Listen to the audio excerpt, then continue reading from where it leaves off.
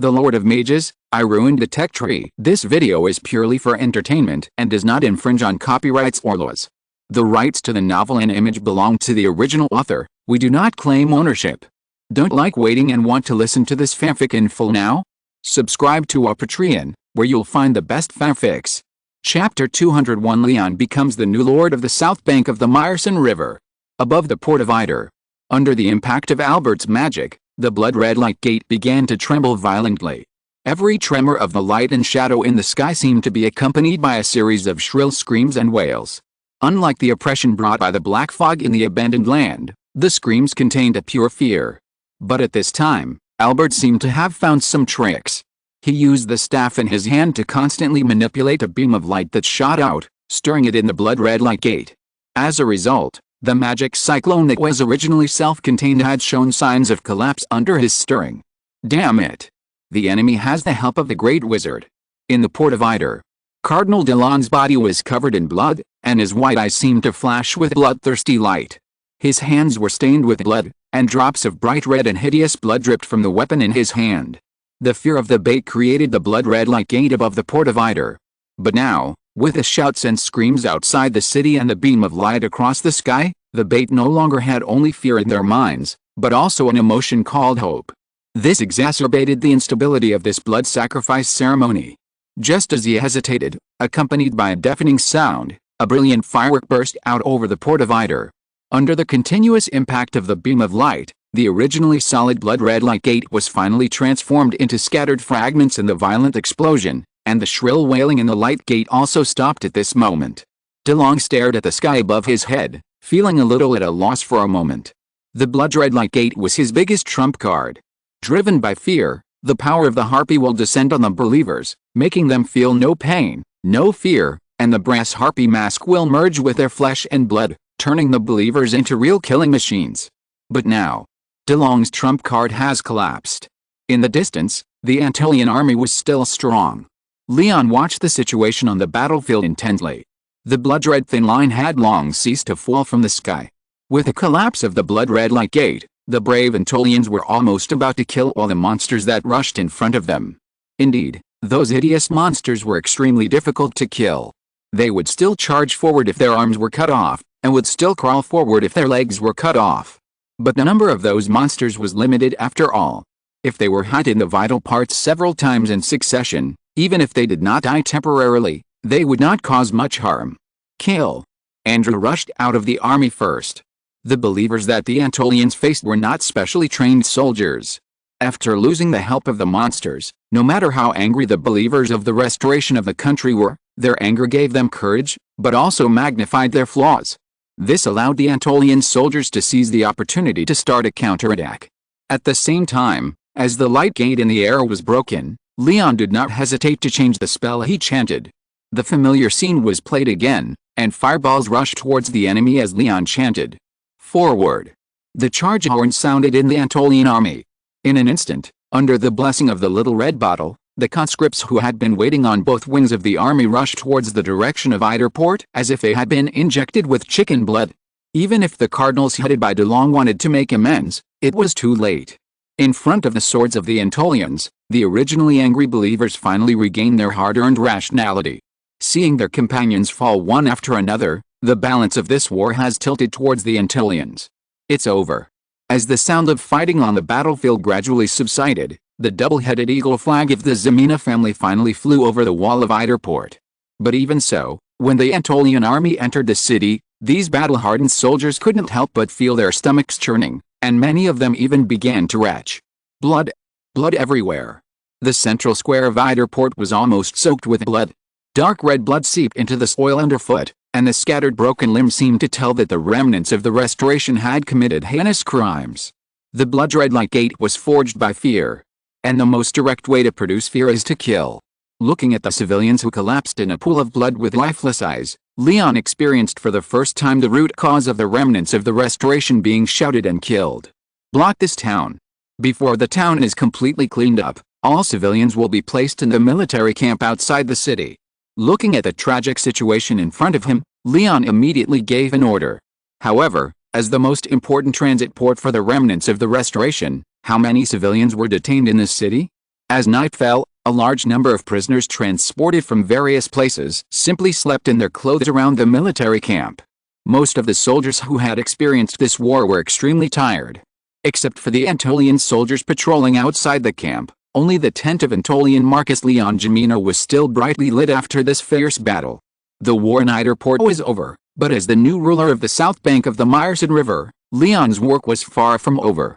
The purpose of this military operation has been basically achieved. Led by Eiderport and Navarra City, the main towns on the south bank of the Myrcid River have been controlled by the Antolian army.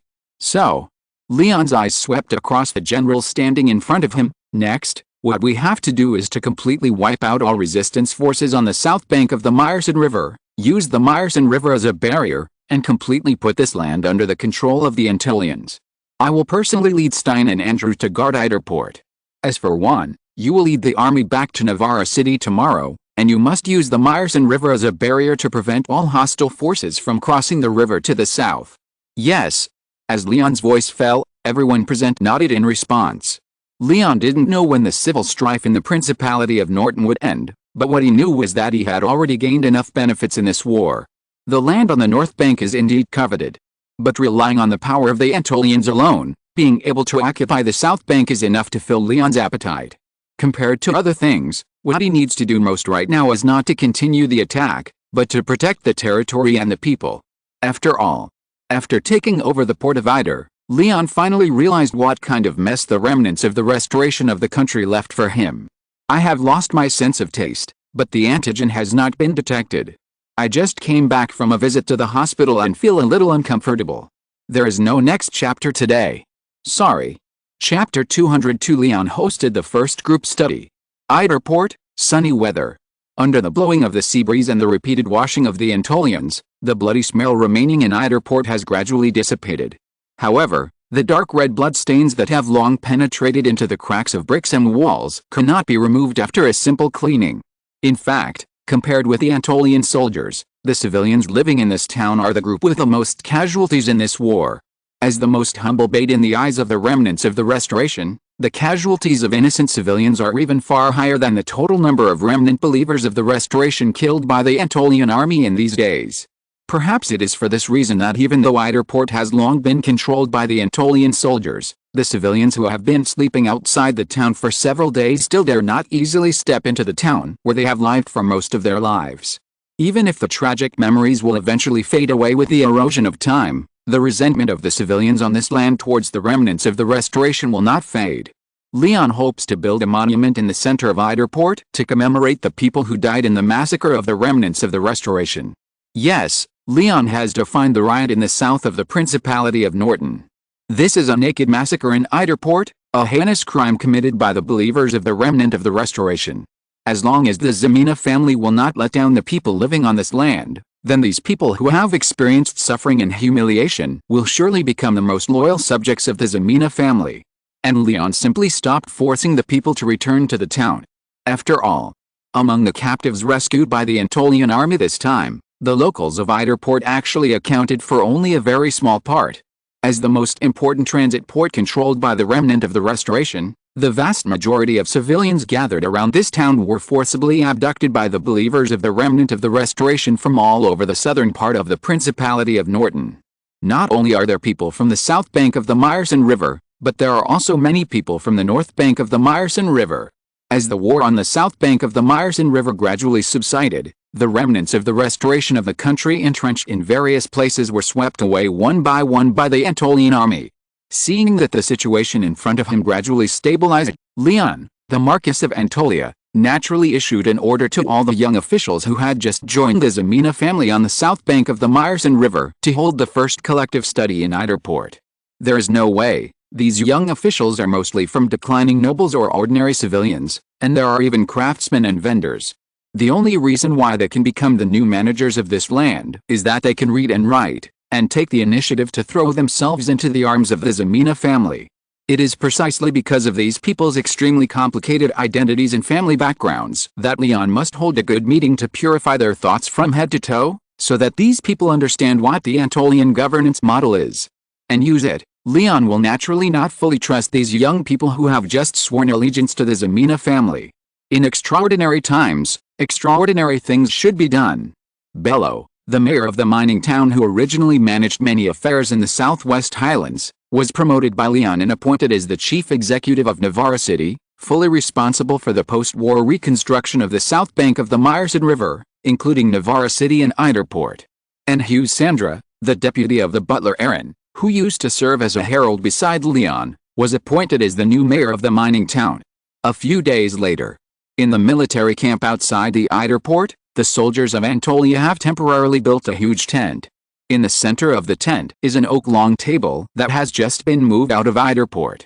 At this moment, the distinguished Marcus is sitting at the main seat of the long table, with a cup of steaming water on his right hand. León tapped the table with his fingers and swept his scrutinizing eyes over the people present. Due to limited space, many people stood around the long table, but they all pricked up their ears and listened to the speech of the Marcus. After all, they were just insignificant little Karami on this land before. It can be said that this is the first time to see a noble of the level of a Marcus. León first highly praised the decision of everyone present to take the initiative to serve the Ximena family, and praised them for being able to make the most correct decision under the current situation. At the same time, León also pointed out the responsibilities they had to shoulder for their loyalty to the Ximena family, and explained the focus of everyone's next work. The most important of these is the work of maintaining stability. León pointed out that the Ximena family had just become the ruler of this land, and it was a long way to go to truly achieve the goal of integrating the southern bank of the Meyerson River with Anatolia. The believers of the remnants of the restoration of the country may still be hidden among the people, which will undoubtedly bring great uncertainty to the next development plan. Especially after the riots of the remnants of the restoration of the country, a large number of people were in an extremely poor state, with no houses to live in and no food to eat. The purpose of the current work is to put all production and life on this land on the right track, so that the people can get housing and work, provide basic guarantees for the people, and maintain the stability of the territory and social security. Afterwards, León put forward several suggestions for the next work plan. On the one hand, it is to speed up the construction of houses and post-war reconstruction with Navarra City and Eiderport as the center, so that the people can have new houses as soon as possible, and make full use of the noble manors distributed on the south bank of the Meyerson River to settle the refugees from all over the country. On the other hand, we must act immediately and do everything possible to ensure the planting and production of grain and ensure food security in all places before the end of spring plowing. Since the Ximena family has become the actual ruler of this land, the people of this land are all the people of the Ximena family. Any act of oppressing the people during the post-war reconstruction process is a provocation against the Ximena family. The Antolian army will supervise everything that happens on this land throughout the process and resolutely crack down on all acts that violate the laws of Antolian. I hope that with your assistance, I can. Sitting on the edge of the long oak table, Clanton seemed to be able to hear his heart beating. The so-called Antolian law is actually supplemented by the laws of the Andal Kingdom and centered on León's personal will. You know, before this meeting, León had executed 2 newly promoted officials who had played tricks during the war without hesitation. And what they did was just to put the food into their own pockets at a ratio of 1:20 when distributing food to the refugees. In fact, if it were according to the previous practice of the Principality of Norton, such behavior would be acceptable, and everyone would have been used to it. But it is obvious that what this noble from the Andal Kingdom can't stand the most is this kind of behavior of playing tricks during the war, which can be regarded as a shot of prevention for everyone present. Clanton was very glad that he didn't reach out before. Or, most people present were very glad that they didn't mess around in private. And although León's speech sounded a bit long, in fact, the meaning was very clear. It all comes down to 2 things, housing and food. And as long as you do a good job, you can be reused. This undoubtedly made Clanton feel excited. After all, among the people who participated in this collective study, except for the Antolian noble group surrounding León, none of the young people recruited in the Principality of Norton had a noble title. Clanton was generally clear about what this meant. As León officially ordered the meeting to be adjourned, the first collective study of officials on the south bank of the Meyerson River finally came to an end. So while the people who participated in this meeting felt a little confused, they also felt a heavy responsibility on their shoulders and imprinted León's well-organized development plan in their hearts. However, after everyone present dispersed, Bello still sat on the long oak table, waiting for León's next instructions. Those people before only decided to join the army after the Anatolian army conquered the southern part of the Principality of Norton. At least before the test of time, Leon would not tell some overall plans and considerations truthfully. Among the cities on the south bank of the Meyerson River, Port Eider is the most important one. Leon emphasized very seriously, so, in addition to what I said before, there are some things I must explain to you in person. Please give your orders, my Lord Marcus. I will do my best. Hearing this, Bello nodded quickly and said very seriously, among the spoil seized by the Anatolian army in Eider Port, there is a route map from the remnants of the restoration of the nation. As he spoke, Leon took a slightly worn piece of croft paper from the waiter beside him. Moon Island. I have always wondered why the remnants of the restoration of the nation would repeatedly pop up like weeds after experiencing countless encirclements and suppressions. And now, Leon pointed to a place that had already been marked with bright red paint, and said in a deep voice, I understand the reason. The foundation of the remnants of the restoration of the nation is not on the mainland at all, but on the Moon Island overseas. So, when I mentioned maintaining stability and the Anatolian army before, it was not just to intimidate the newly joined officials, but because it is indeed the top priority of this land. As the only outlet to the sea for the Ximena family, the port of Eider is bound to face a series of new challenges that it has never faced before. It is precisely because you have made some achievements in the Southwest Highlands before that I will hand over this land, including the port of Eider, to you. Seeing this, Bello quickly stood up and knelt on one knee. I will do my best. Tell me what you plan to do first. Leon asked calmly. This is also his test of Bello. After all, the Antillians are accustomed to the inland environment. Being able to govern the Southwest Highlands does not mean that they can manage Eider Port. If Bello's answer cannot satisfy Leon, then he can only let Aaron go himself. There is no way, after all, it is because there are too few talents in Antillia. After thinking for a long time, Bello said, the first thing is the road. The Marcus said before that if you want to develop, the first thing is the road. Only by extending the road connecting the Thorn territory and the Southwest Highlands to the west and directly to Eider Port can this land be truly under the control of the Ximena family and connected with the rest of the territory. Go on. Leon nodded slightly. Besides that, there is the planning of Eider Port. As the only outlet for the Ximena family, if it is properly developed, fishery can become one of the most important industries in Eider Port, just like the Salt Lake in the Southwest Highlands, and become a business card of this land. Since the Marcus does not intend to extend his sphere of influence to the north of the Meyerson River, a cross-river bridge will be built between Eider Port and Navarre City after the war in the Principality of Norton ends to ensure the smooth flow of commerce. Because Eider Port is a bridgehead, the caravans of Anatolia can go to the Kingdom of Idrit to bring more commercial benefits. Although Anatolia had no business at all before. However, as the development of Anatolia has increased rapidly during this period, the development of commerce has undoubtedly become an extremely important part in Bello's eyes. Well said, but I have 2 more points to add. Please speak, Marcus. Hearing this, Bello quickly took out the small notebook he carried with him from his coat pocket, ready to record the golden words and enlightenment of his lord at any time. South of Eider Harbor is a large forest, and further south is a mountain range that blocks the abandoned land from this land. So, another key point is to quickly determine whether the south of this land can open up a road to the abandoned land, just like the Southwest Highlands. At present, Antolia's development of the abandoned land is also extending to the west. If this method is feasible, then the territory under the rule of the Ximena family will have the hope of being completely connected. In Leon's eyes, if the land on the south bank of the Meyerson River can only lead eastward to the Southwest Highlands, then even if it is adjacent to the ocean with infinite possibilities, future development may be restricted due to geographical reasons. But if it can be connected to the abandoned land, then the roads to the east and south will become extremely smooth, and this land will no longer be just a narrow strip of land in the east-west direction. The strategic significance to the Ximena family will inevitably rise sharply. The other thing is shipbuilding. Anatolia doesn't have enough money, manpower, and ability to build ocean-going ships on its own. Facing the remnants of the restoration coming from overseas, it can only control the land by increasing the garrison. But this doesn't mean that the Ximena family will always be passive. Offense is the best defense, so you also need to pay attention to all craftsmen with shipbuilding skills. Even if you only build a batch of small fishing boats to fish near the coast, it will be enough to greatly speed up the development of Eider Port. And there is Just as Leon was about to continue to arrange the relevant work plan, an Antonian soldier hurriedly walked into the tent. "My Lord Marcus, a letter from the capital." If you're listening to this novel on a channel other than Fanfic World, it means they downloaded and uploaded it without effort. We cordially invite you to visit our channel, Mundo Fanfic Novelis. There you'll find the original version of this story, and you can explore many other novels of various genres. We're waiting for you to immerse yourself in a world of incredible novels.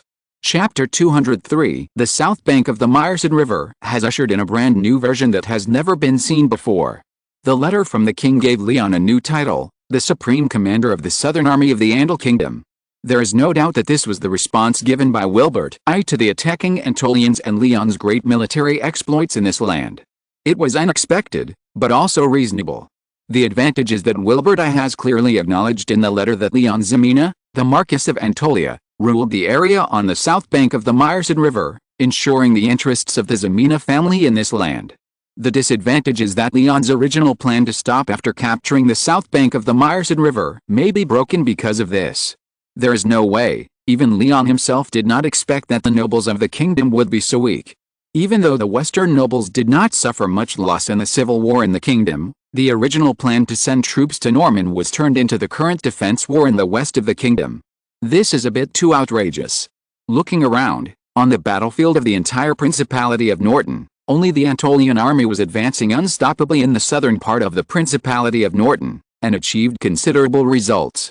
This also made the light of the Antolian army particularly dazzling and shining among the armies. Thanks to the fact that Wilbert I did not like micromanagement and did not directly ask Leon to go north to defend against the enemy in the letter, Leon had a lot of room for maneuver. According to the order of King Wilbert I of Andal, His Majesty hoped that Leon could cooperate with the Kingdom of Idrit's actions in the southwest of the Principality of Norton. On the one hand, it would ease the military pressure faced by the Kingdom of Andal today, and on the other hand, it would help boost the international reputation of the Kingdom of Andal and win more voice in the establishment of a new order after the war. At least His Majesty did not let us fight directly to the west of the kingdom and then join forces with the coalition forces of the western nobles. Andrew took the letter handed over by Leon, and after briefly scanning it, he said with a hint of relief, "The Kingdom of Idrit. Andrew, is there any news from the Kingdom of Idrit recently?"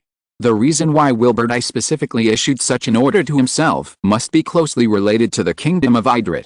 According to His dear Majesty, now, the coalition forces from the eastern countries and the expeditionary forces from the Kingdom of Pelissia have finally arrived at the western border of the Kingdom of Andal after such a long journey. So, the final direction of the war in the Principality of Norton is actually about to be revealed. Due to its geographical location, although the Kingdom of Andal has received military support from other countries, the Kingdom of Idrit can only rely on itself. Therefore, it is understandable to let Leon assist the Kingdom of Idrit at this time. After all, Antonia's army can fight, and this has at least been a consensus in the Andal Kingdom's royal meeting.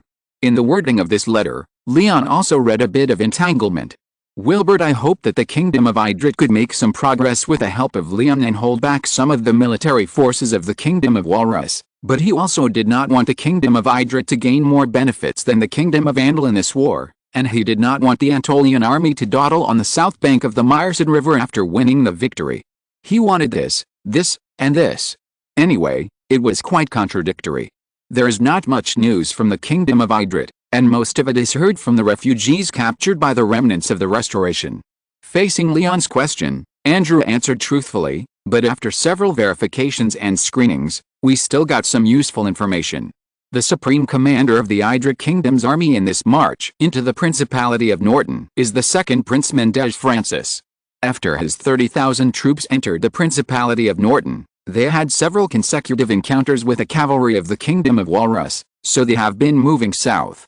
The second prince of the Kingdom of Idris gathered the previous defeated soldiers half a month ago, and occupied the Yichuan Valley 70 kilometers north of the Myrcid River as a foothold, confronting the southward army of the Kingdom of Walrus. Mendez Francis. Hearing this, Leon couldn't help but think about this name in his memory. Yes, Andrew replied in a deep voice, there are 4 sons and 2 daughters in the Kingdom of Idrit. Among them, the second Prince Mendez is quite talented, so he was appointed as the commander of the Idrit army in this battle. Are you planning to send troops to the north, Marcus? Leon shook his head, We are not the ones who are anxious at the moment. The interests of the Ximena family have been obtained. It should be others who are anxious.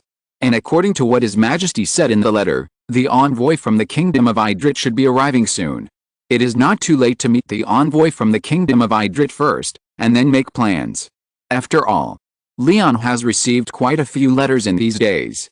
Now it is a letter from King Wilbert. I believe that letters from Military Minister Eubal Harlan and his ally, Finance Minister Count Brabant, will also come. Even if it is highly likely that sending troops to the north is inevitable, we must first understand the current situation from various information channels before we can make the right choice. Compared to fighting and killing, Leon prefers a peaceful life. For example, what he wanted to do most now was to bring warmth to the people living on this land. Leon was a benevolent lord. This was not his self-proclaimed title, but the consensus of all Antolians. So in Leon's heart, these refugees who had just experienced the devastation of war were undoubtedly the ones who needed the most care. However, the people living on the south bank of the Myrcid River obviously did not know this. In their eyes, even if the nobleman known as the Marquis of Antolia rescued them from the hands of the remnants of the Restoration, the exploitation and oppression they were familiar with would soon come. However, everything is afraid of comparison. Because the remnants of the Restoration were too inhuman, they even had some nostalgia and longing for the exploitation of the nobles. Compared with the tragic death of the whole family, suffering is already the best thing. It is precisely because of this that Leon's decrees can be said to be extremely smooth. Let people cut trees, build houses, and grow grain. The people are very obedient. Until the officials of Antolia led a trembling resident to the side of a newly built house and announced that this resident would become the owner of this house from now on. The resident's face suddenly showed an unconcealable panic. He was really scared. All along, the nobles had been shitting on the heads of the common people, and no nobles had ever built houses for the resident. He didn't dare to live there, and he didn't dare not live there. Because the Antolia's soldiers on the side had already driven them into the house in front of them with their weapons. Even under the blades of the Antolia soldiers, the resident who was forced into the house would always run to the open space outside the house to sleep in the middle of the night. There was no way. Who knew if this would be a new means of exploiting the resident? It was not until more and more residents were forced to obtain housing that they moved in with fear. However, nothing happened. No Antolia's soldiers came to collect any housing tax from them, and no one came to ask them for various taxes. The officials who were loyal to the Ximena family did not seem to have a dark heart. They were just carrying out the various orders issued by the Marquis. This undoubtedly made the people in the territory feel a little unreal. Perhaps. Has the south bank of the Myrcid River really ushered in a brand new version that has never been seen before? It was in this confusion again and again.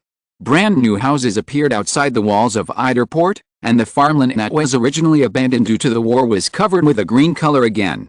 Under Leon's order, the entire area on the south bank of the Myrcid River implemented the work point system. Whether it was the people in charge of building houses or the laborers in charge of farming, they could exchange their accumulated work points for daily rations. Although more than half of the accumulated grain of the Duke of Navarre was the grain stored in previous years, it was enough to survive this difficult time. The stomachs of the people in the territory have never been so precious. Their requirements have always been very low. Being able to fill their stomachs is enough to make them satisfied. Who cares about old grain or new grain? In short, everything is moving in a good direction. In a very short period of time, the people living on this land accepted the rule of the Ximena family very smoothly and accepted the version update that took place on this land. As for Antolia Marquis León Ximena himself, it is no surprise that he once again won the title of kindness. Although the pain brought by the remnants of the restoration of the country still exists, the people have seen hope for the future. At the same time, Bello also fully listened to Leon's previous opinions. Not only is a road connecting the Southwest Highlands and Iderport already in the planning stage, he even proposed a plan to build the first branch of the Grim Slime factory in Iderport, and soon obtained Leon's approval. The post-war reconstruction work is proceeding in an orderly manner.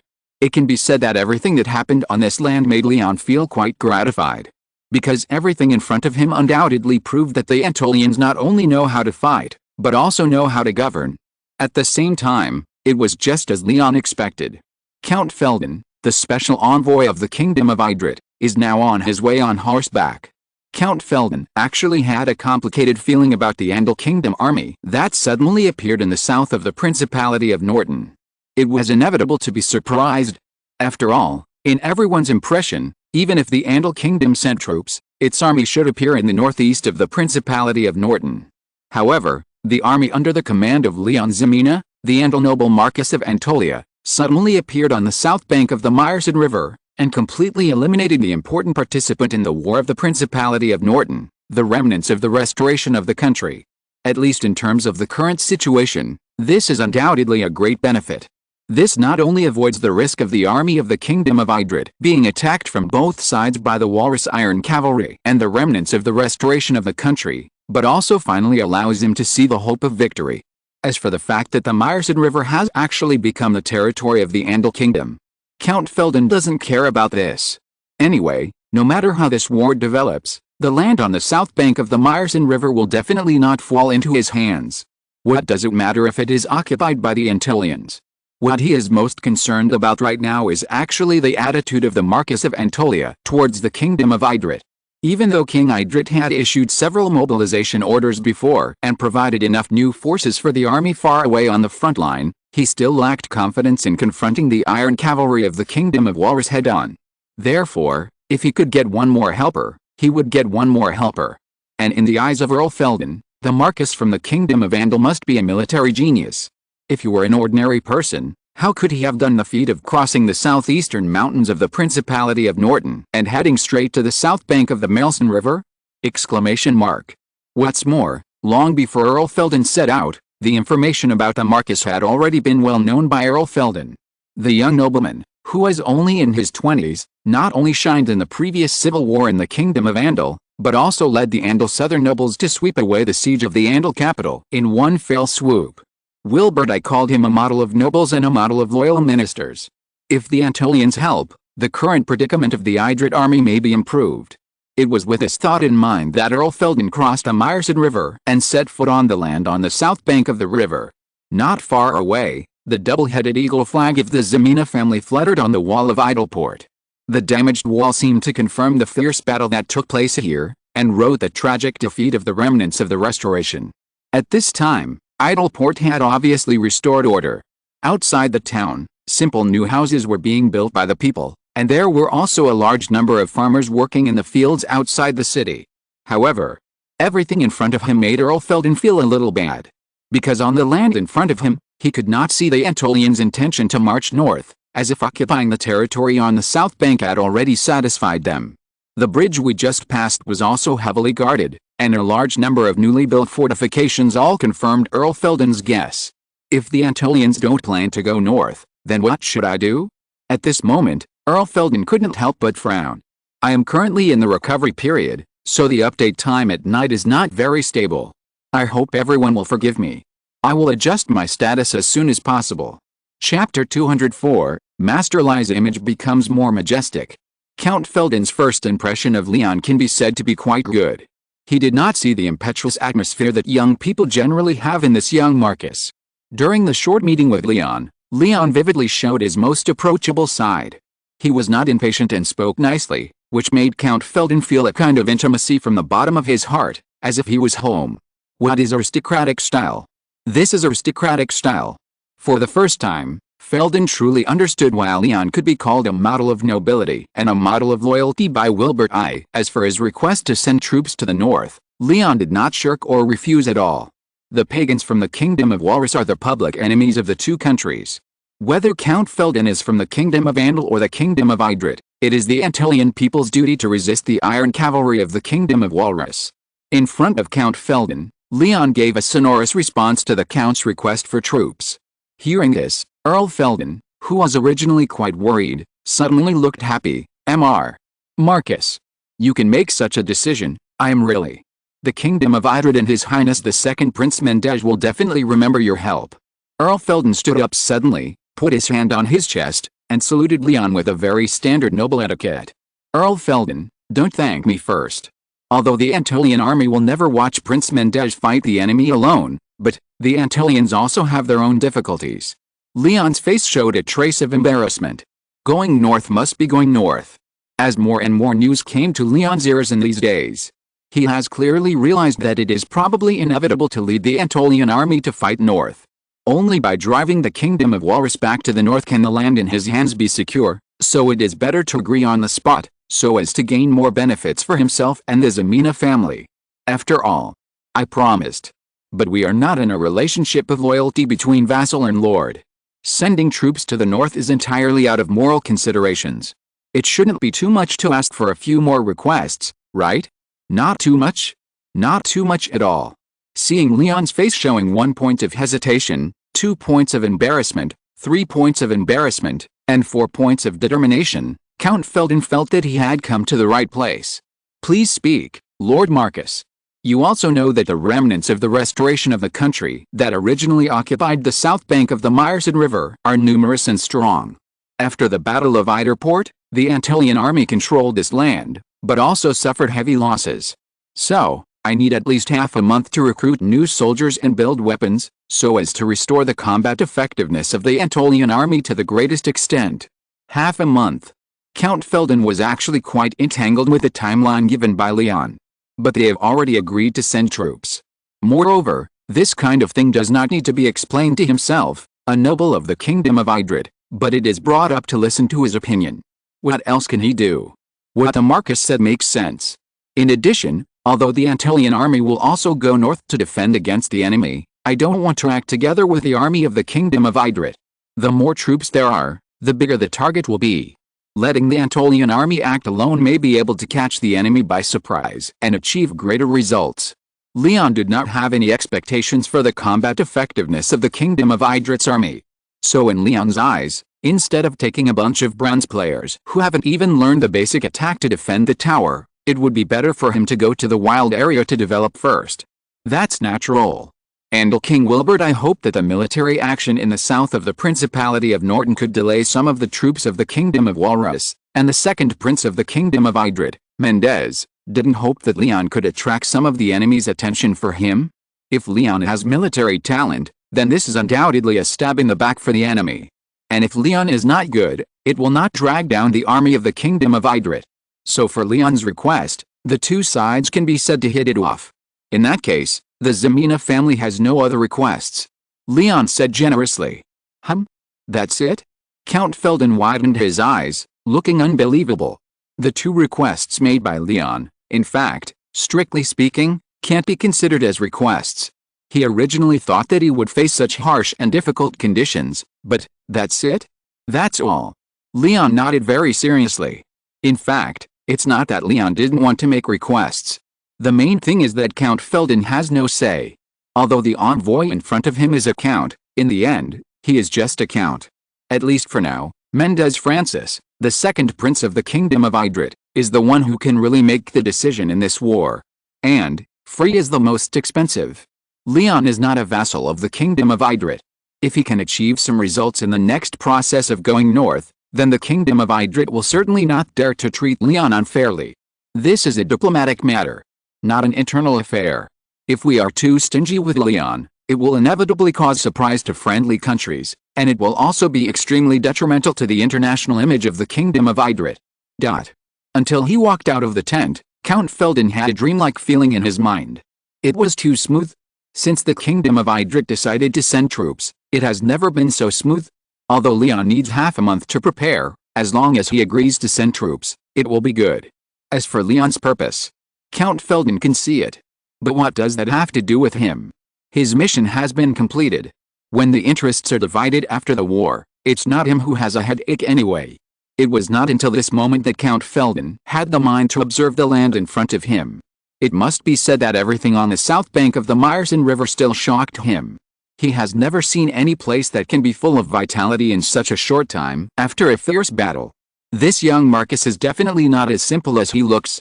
Count Felden carefully tidied his robes and then got on the horse.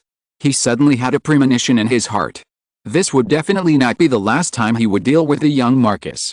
And Chapter 205. If you can win, pursue the victory. If you can't win, retreat with victory. For a long time, the name of Walrus Iron Cavalry can be said to be famous and terrifying in the entire northern continent. At least in this era, cavalry can definitely be regarded as a weapon of war that can turn the tide of the war. Unfortunately, There are no horses in Anatolia. The few war horses of Anatolia mercenaries alone are not enough. Even though Anatolia has a unique biological community such as 12-legged strange birds, the problem is, that thing only has a big round head and 2 long legs. It is impossible to sit on it at all. It is really a fantasy to use it as a mount. So, go north. But how to go north? Leon needs to think carefully. If you really bite the bullet and rush up, then Anatolia will undoubtedly fall into a dangerous situation of infantry fighting cavalry. Although it is not necessarily a loss, looking at the ancient and modern times, at home and abroad, and in the alien world of Blue Star, there are very few cases of infantry fighting cavalry. Even if you can win, you will surely pay a heavy price. However, even so, the Anatolians are not completely without a chance of winning. Otherwise, Leon would never joke with the lives of his soldiers and take on this mission to march north. Leon may not have weapons that can restrain cavalry, but Leon can still take out weapons that can resist cavalry. As early as when he marched into the Southwest Highlands, he prepared a lot of good things for the Anatolian militia. For example, the easy-to-make flying stone rope, and the Anatolian halberd with barbs. And now, Leon plans to add another insurance for the Anatolian soldiers. Send a message to the Southwest Highlands. Within 10 days, the caltrips made by the Anatolian craftsmen must be delivered. The so-called caltrips are actually a kind of scattered obstacle with iron spikes. This thing can't cause any harm to infantry. At most it can slow down the enemy's marching speed, but for cavalry, the caltrips have 4 legs. No matter how you throw them, there is always one leg facing up. If the horseshoe steps on it, it feels like stepping on a nail. In addition, as the commander of the Anatolian militia, considering that the Anatolian army is mainly infantry, one even designed a set of Anatolian phalanxes that can be said to be unique in this era with the help of Leon. Therefore, even if they encounter the walrus cavalry, they may not have no chance of winning. However, in addition to weapons that can resist cavalry, the Anatolian army also needs a proper strategy. Leon said with great confidence at the military meeting in the tent. Whether it's caltrips or halberds, or the military formations you've trained for so long, you'll have a natural disadvantage when facing cavalry, so our strategy for this expedition is very simple. Harassment first, retreat second. Unless a head-on battle is unavoidable, try not to have a head-on conflict with the army of the Kingdom of Walrus. As he spoke, the squire knight at the side unfolded a map of the Principality of Norton in front of the generals. This was what Leon had asked for from Earl Felden. Now, most of the troops of the Kingdom of Walrus are pinned down by the second Prince Mendez in the Yichuan Valley in the southwest. So this time, I plan to cross the river east of Navarra City, bypass the front battlefield, and rely on the mountains in the east of the Principality of Norton to go north, with a main means of attacking the enemy's logistics and garrisons along the way, to fulfill the Ximena family's promise to send troops north. Leon's eyes swept across the people present, and he said earnestly, "We have occupied the territory. Now the south bank of the Meyerson River is all the land of the Anatolians. We have no shortage of reputation. The name of the Anatolian army has resounded throughout the Andal Kingdom. So there is only one core idea for this battle, that is, if you can win, fight. If you can't, run to the mountains, and try not to fight the enemy head-on." Yichuan Valley. Colorful flags fluttered on the walls of the stone fort.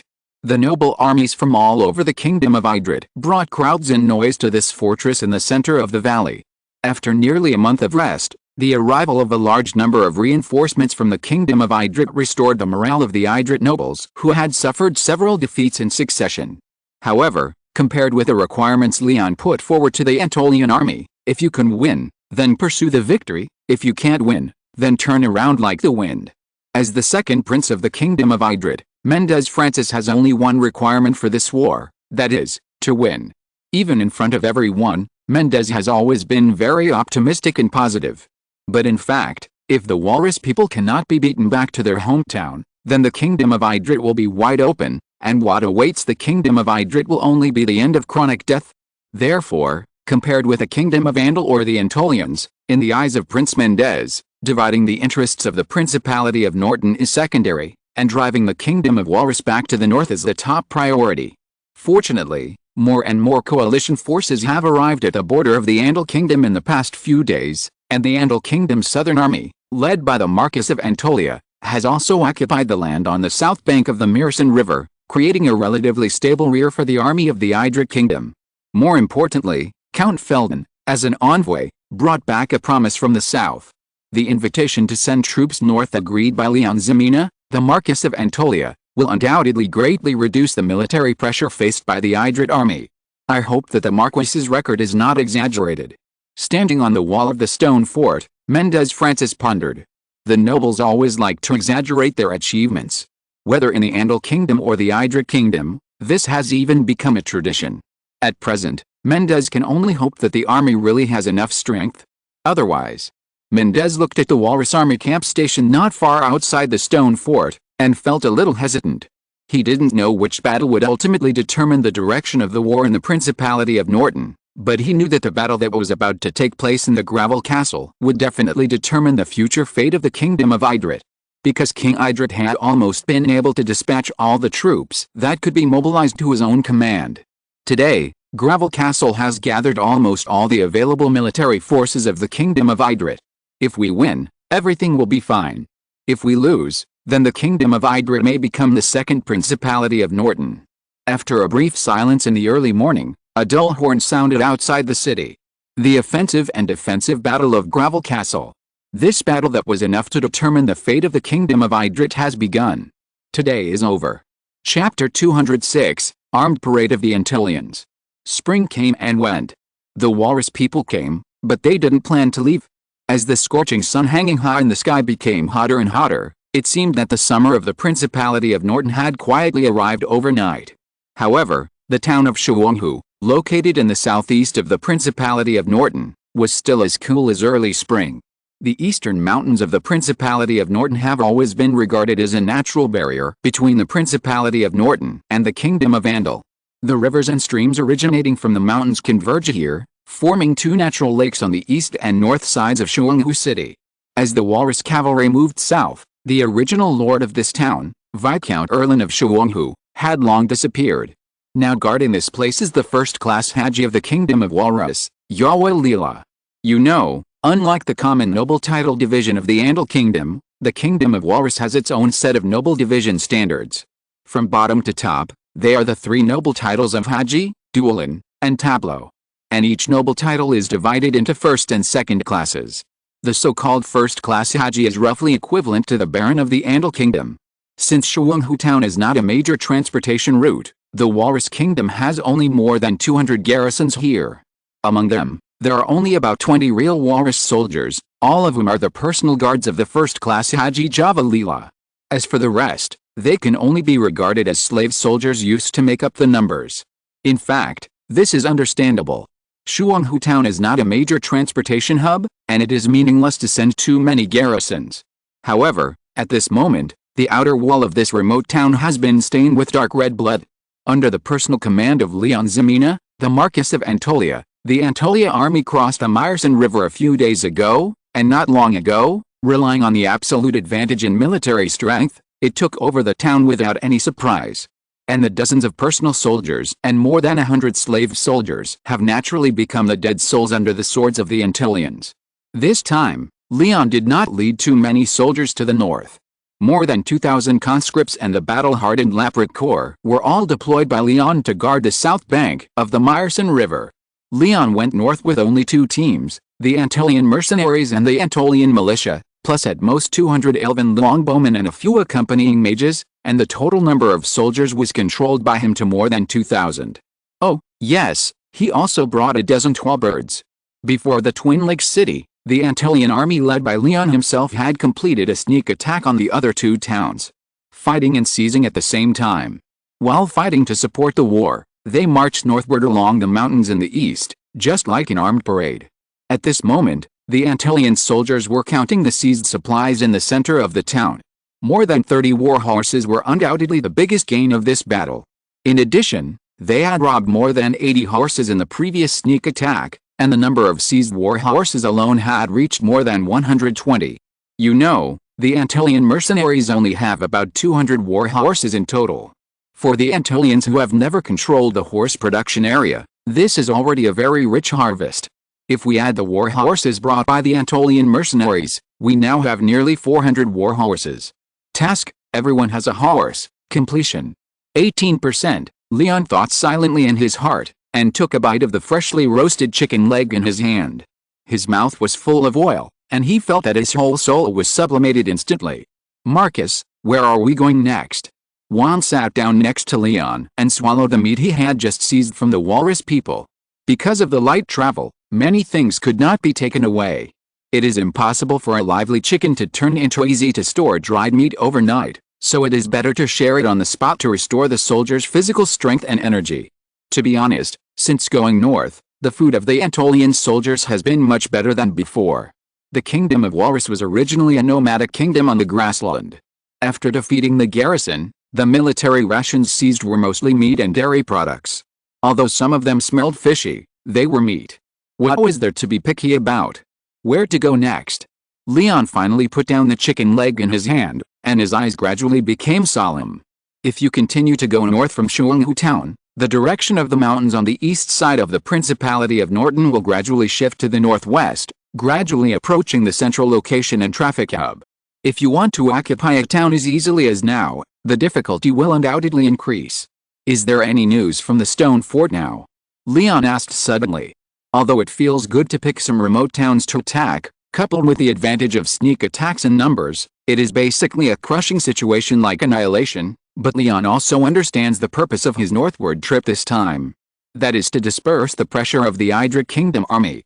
You know, when Leon sent troops north, the battle at the stone fort had already started. Although Leon is a noble of the Andal Kingdom and has no self-sacrificing spirit, he has to pay special attention to the situation in the gravel fort. Because the current situation is actually very clear. If the gravel fort is breached by the walrus people, then the army of the Kingdom of Idrit will be useless. The south bank of the Myrcid River, which Anatolia has just occupied, will also lose the barrier created by the Idrit army in the north. The situation will become very bad in an instant, and even the war in the Myrcid River basin will be reignited. So at this moment, Leon's interests are actually the same as those of the Kingdom of Idrit, that is, the plan of the walrus people to capture the gravel fort must not be allowed to succeed. The fighting had already started at the Stonebreakers long before we sent out our troops. According to the news from the past few days, the monarch of the Kingdom of Walrus has sent a large number of troops southward, hoping to first resolve the war in the south of the Principality of Norton. So, the situation in the Stonebreakers is not good at the moment. Even though the army of the Kingdom of Idrit is holding on hard, but if they continue to hold on like this. Marcus, please forgive me for being frank, even though Prince Mendez is willing to resist the enemy, I am not optimistic about the army of the Kingdom of Idrit. After hesitating for a moment, one said bluntly. He had not seen the army of the Kingdom of Idrit fight with his own eyes, but he thought that there would not be much difference between them and the noble private army of the Kingdom of Andal, both of which were relatively balanced. Hearing this, Leon nodded in approval. And in his eyes that were cast at a corner of the map, a fleeting sharpness flashed across his eyes. In that case. Then next, let's give that prince a big gift. And. Chapter 207, Sword Pointing to Bashiksi. The army of the Kingdom of Walrus is extremely brave. This is a common evaluation given by all the countries in the northern continent. But it must be pointed out that this is a general concept and cannot represent individual situations. No matter how brave an army is, it does not mean that every soldier in this team is a tough guy. For example, Yahweh Leela, the first-class Haji of the Kingdom of Walrus, who is responsible for guarding Shuanghu town, is a guy who is a little calcium deficient.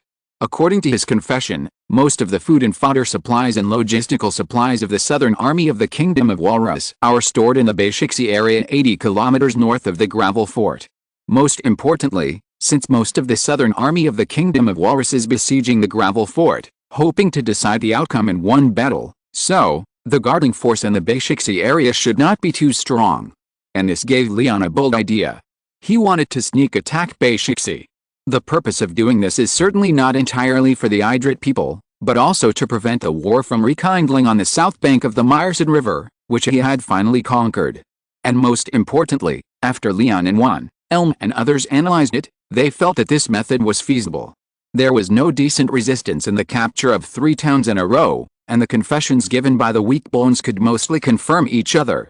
If the Whitestone Creek area was really empty, then if the food route was cut off with a single blow, it would inevitably force the Walrus army to split up and move north, greatly reducing the defensive pressure faced by the defenders of the gravel fort. Let's do it.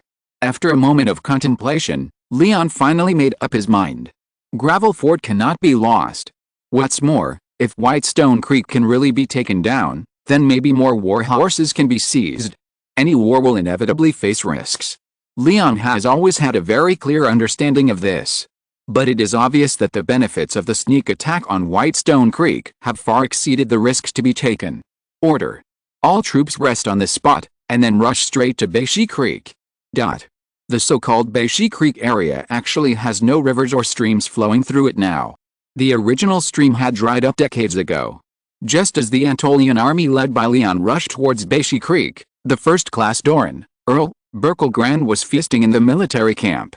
For most of the Walrus people, strong liquor and women are their favorites. And the average appearance of the Principality of Norton is several levels higher than that of the Kingdom of Walrus. So, Berkelgrand would naturally not miss this precious opportunity. The woman sitting on his left was originally the lover of Count Lebic, a noble of the Principality of Norton.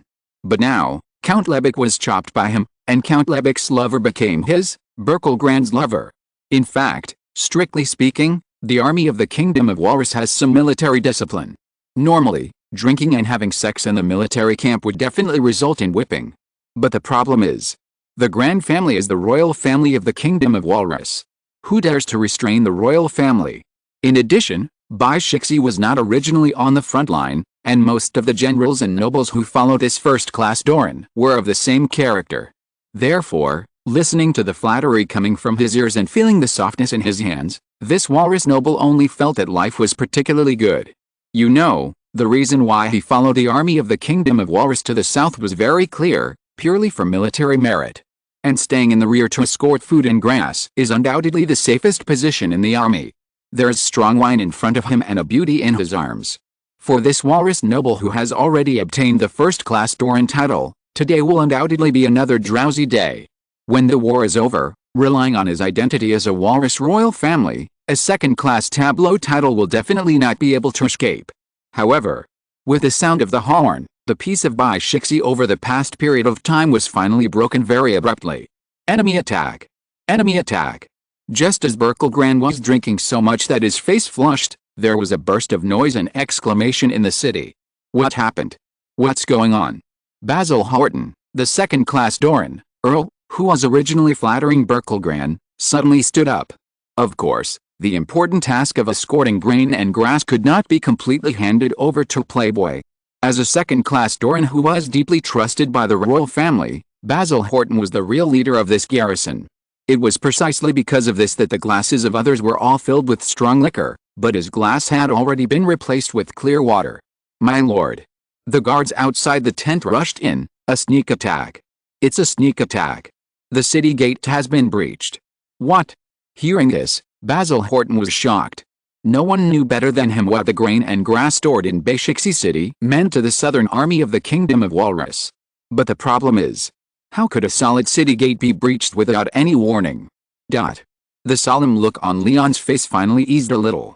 The tall bird may not be able to be used as cavalry, but it definitely has the potential to be a surprise attack. Especially since these walrus bumpkins have never seen a tall bird. A tall bird that suddenly pierces the weakest part of the city gate is enough to turn the solid city gate into dust. After all, the beak of the tall bird can even pierce through hard stones. It may be unrealistic to rush directly against the city wall, but it is no problem to break through the wooden city gate. Kill. Seeing the city gate open, Stein took the lead and immediately led the few cavalrymen in the Antolian army to rush into the city. The so-called sneak attack. The premise is stealing, and the key is attacking. Even though the garrison of Baishixi is not large, if we only consider the number of people, it is definitely more than the Antolian soldiers led by Leon. Therefore, it is naturally important to gain the upper hand. What's more, if it is a competition of horsemanship, the Antolians will probably be slightly inferior. But if it is a competition of foot combat, the soldiers of Antolian will never be afraid of any opponent. Therefore, Leon has only one requirement for the Antolian soldiers. That is to take advantage of this precious gap when the walrus people have not yet reacted, and kill as many of the enemy's living forces as possible. Even if you can't kill them all in one wave, you must at least control the city walls and gates, and then fight street battles in the city of Baishixi. After all, compared with the flat areas outside the city, The narrow streets and alleys are undoubtedly a nightmare for cavalry. Kill. As fireballs burst out from the top of Leon's staff, the soldiers of Antolian instantly surged with a surge of fighting spirit. They firmly believed that the Antolian army, with a Marcus in command, would be invincible. Chapter 208, Important Chapter. Leon intends to open the eyes of the Walrus people. For the Walrus people, this sneak attack was too abrupt.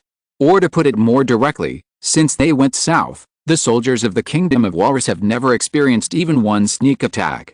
After all, even if they just looked at it from a distance, the big and strong Walrus people were enough to make ordinary noble private armies tremble with fear, and they really couldn't have the courage to take a risk. In addition, although the location of Bashixi is a transportation hub, the army of the Kingdom of Walrus has already surrounded the gravel fort on the front line, so the garrison here really didn't expect that an army would suddenly rush out from the east. At this moment, the city of Bashixi has long been shrouded in shouts and killings.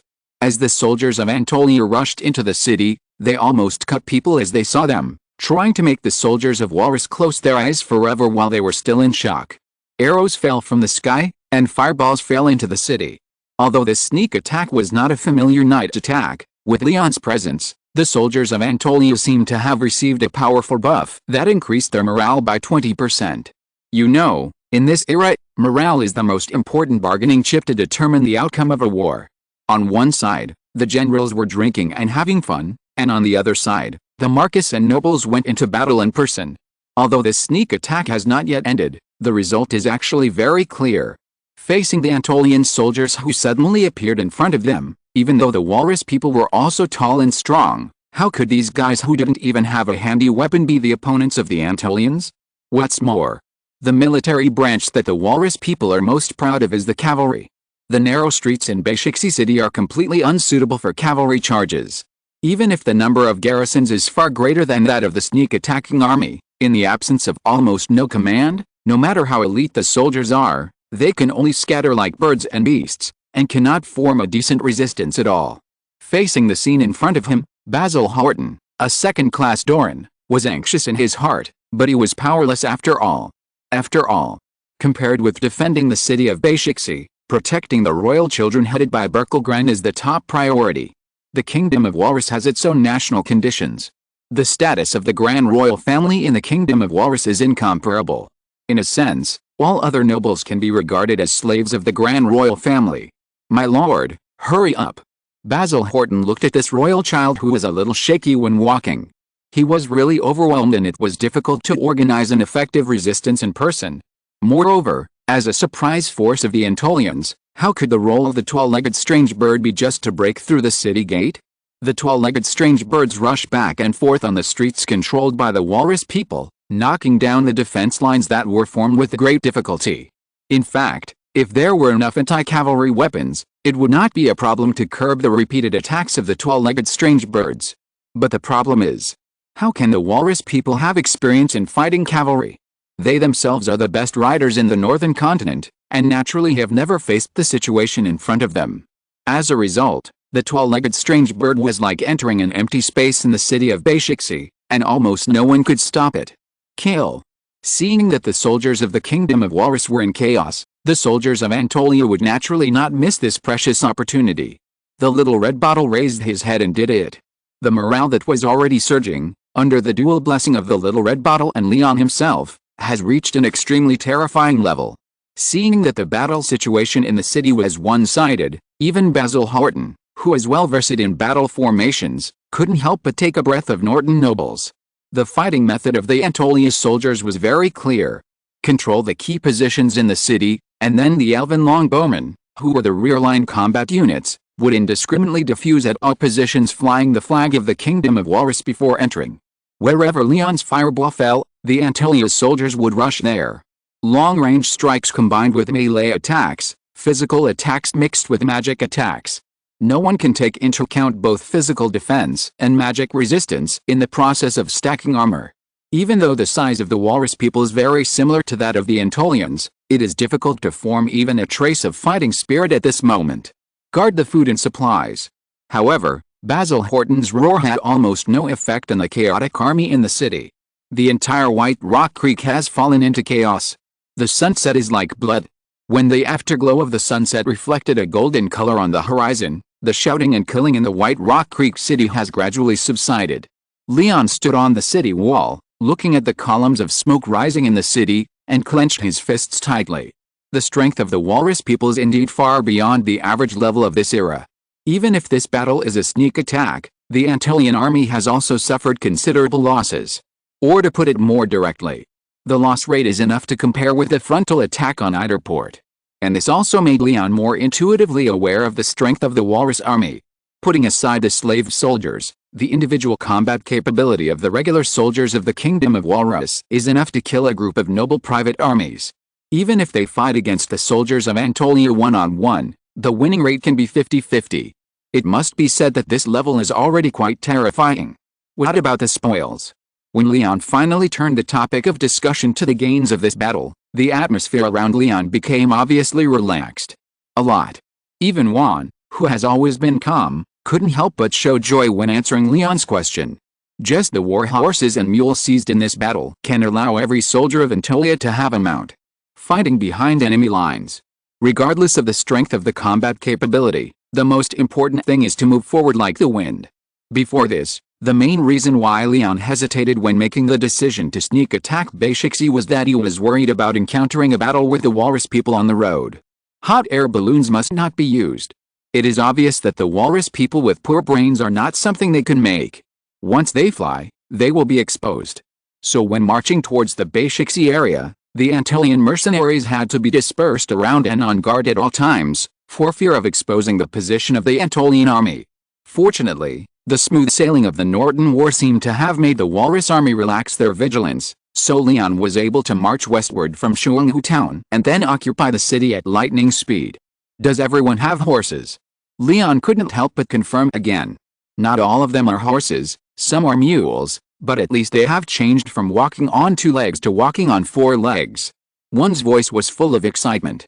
From 2 legs to 4 legs, this will undoubtedly greatly increase the marching speed of the Antillean army and make it more convenient to move. Speed is life. What do you plan to do with the walrus people's food, Marcus? Take what is convenient to take away, and burn what you can't take away. It is absolutely impossible to stick to the spot. Although León had seized the city by a surprise attack, once the news got out, it would be a dead end to defend the city with less than 2,000 soldiers. You know, León was able to achieve the results in front of him because the Antillean army acted quickly and Walrus's rear army underestimated the enemy. But the above 2 points can actually be attributed to information asymmetry. Therefore, León would never stay here. No matter how much he felt sorry, the food and baggage in Bashiksi could only be burned. Yes, although it felt too wasteful, many things were beyond one's control. If it was not burned, then this sneak attack would be meaningless, and the plan to reduce the pressure on the stone fort would be equivalent to bankruptcy. Let the soldiers rest well tonight. I'm afraid we have to prepare to go north. Looking at the fortified city at his feet, León said very firmly. Go north. Juan couldn't help but be stunned. That's right, go north. Hearing this, Elm on the side took over the conversation. The results of the battle at Bashi Creek are certainly gratifying, but the news of the cut-off of the food supplier route will certainly not be concealed from the Walrus army on the front line. We only have about 3 days. When the news of the fall of this city reaches the ears of General Walrus, even if the general of the Walrus army is a fool, he will surely be able to realize the existence of the Antillians. We can't go back to Shuanghu town in the east, and returning to the south bank of the Meyerson River is naturally not feasible. So now we only have 2 choices. The most conservative one is to continue to advance westward, and after crossing the Chilin River from east to west, enter the territory of the Kingdom of Idrit. As for the other one, Elm paused, looking at the young lord standing in front of him. That is to take advantage of the opportunity when the Walrus people have not yet reacted, attack the Norton capital Bolton, and then go east through the blockade of the Walrus army and return to the Andal Kingdom from the western border of the kingdom. This is the final decision made by León after a very serious discussion with Elm. As early as when the envoys of the Kingdom of Idrit arrived at the port of Idar, why did León set the date of the troops a week later? It was to wait for more detailed and real information from the west of the Andal Kingdom. According to intelligence, most of the cavalry that the Kingdom of Walrus is proud of are gathered in the south of the Principality of Norton at this time.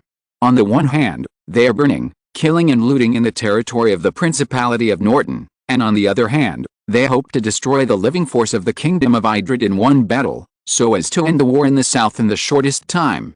It is precisely for this reason that on the western border of the Andal Kingdom, even though the noble private army of the Andal Kingdom has been defeated repeatedly, the Kingdom of Walrus still did not attack the Andal Kingdom.